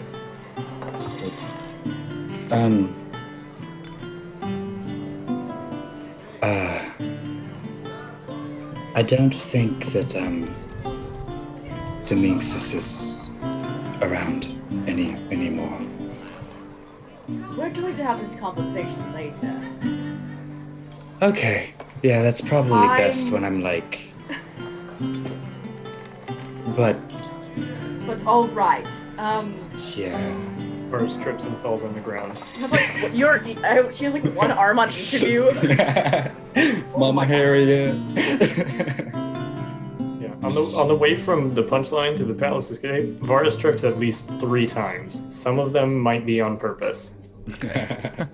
He just wants to be picked up. Fainting. Yeah, he uses feint. We've All right. seen that before. You all make your way back and reconvene at the palace escape. Varus and Zarius feeling pretty good about yourselves and everything. Yeah. Kind of blowing off some steam. Everybody has taken time to collect themselves. But you all are back in the evening. There is food available. It was presented in the room. If you'd like to eat there, there's no obligation to or anything. But you all have this evening in front of you. What would you like to do? Sleep. Yeah, Kanan's already out. Okay. Just kind of sitting, leaning against the back of the rock on the side not visible to the door. Okay. At some point, Harriet's gonna step out and send a little message. Okay. And she's gonna it's like when you're about to call somebody and you're not in the headspace where you're trying to hype yourself up, this is how I want to sound. I'm gonna do it, Yeah. tired from everything, tired from that whole interaction. But she's trying not to sound dead. Yeah. And she also doesn't really know how the tracking system works on this pistol, but she knows that Jen can kind of look. Does she know that she was in hell or not? She doesn't know. And she's just gonna say, have I mentioned how much I love this gun recently? Almost as much as I love the one who made it. Hope your adventure is fruitful. And that's it. Okay. A few moments pass, and then you hear the waves crash in the background. And you hear Harriet, it's good to hear from you. I'm glad you're safe. I saw you ventured somewhere I didn't know. Hope all is well. I'm glad you like the gun. I think there's something special about it that you might like the more you work with it. Maybe you've already seen it. Well, I hope to see you soon. but I know you have obligations. And then the message cuts off, and you hear again in your head. As for Nas, he made me an offer. I thought you should know. I refused. But he is becoming more desperate. I think it may have something to do with... And the message cuts off there. One fear. You can respond to that message. Yeah, like Harriet wouldn't know, but she would still try. It's like what I was going through my mind. Sure. All right.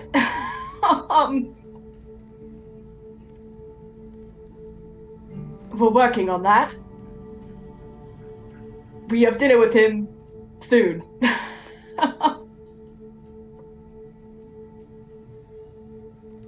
Figuring a lot out. Yeah, that's all. Okay. She'll kind of like hurriedly like, and like put the pistol back in her like holster. Okay. Like, oh, all right, that was not what I had allotted mentally for. Okay, we're going back in. And yeah. Okay. Then if Varus is still up, she'll go over to him. Varus is always up. That's a joke. But he's definitely up. He's probably laying on the ground moaning about something stupid. The sky's spinning. Yeah, exactly. Yeah. And she'll kind of think for a moment. Why is the sky spinning? No, I think it's the floor, Varus. Is it? I don't think it's Lord. it. Oh, hey, Harriet. Oh, you look taller. Harriet, is the sky or the floor spinning? That's the question. I think you're spinning, Zarius. You know, like that Wednesday 3 a.m. Wednesday. Spinning like that. Oh. Like a record, baby. Oh, like right round. Yes, right round, Zarius. Oh, baby, right. Gotcha. Yeah. Just like that. I think you should go to bed. I'm okay. Kind of pat you on the shoulder. Kind of like try to get your bags off you, like all your diamonds that you're now carrying. Like try to like, get your friend lying down in like the right position. Like, I don't know how you don't sleep face down. I don't know what it is with a tiefling. Yeah, I don't know. The horns. Probably not on your head. I don't know. Like, yeah. Zarius sleeps in a headstand position.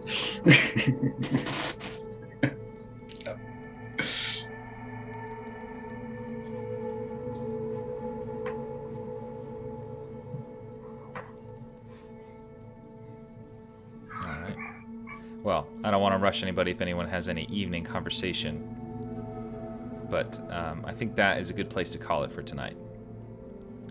So it's a little early. I know normally we go till 9:30, but yeah, we covered a lot. It's a lot of heavy stuff, so I think we'll call it there. But thank you to everyone watching. We had a blast. I had a great time playing everyone, all of our players. It's so much fun. Thanks for coming on this crazy journey, giving it everything you got. D&D is fun. We have fun. It's fun. We're fun. We're not sad. We're fun. Yeah. And all the new people who joined us. Yeah. Some intense stuff, but it's good stuff. So next week, hopefully, I'll have a little more time to write, but, who knows. So we'll do what we can with what we've got. School as it is, we'll see. But anyway, thank you, everyone, for joining, especially the players. Thank you so much, guys, for playing. It's so much fun. But that is where we're going to call it for tonight. Oh, yeah, of course. We love you, Matt. We'll switch to the end screen. Bloop. All right, bye, everyone.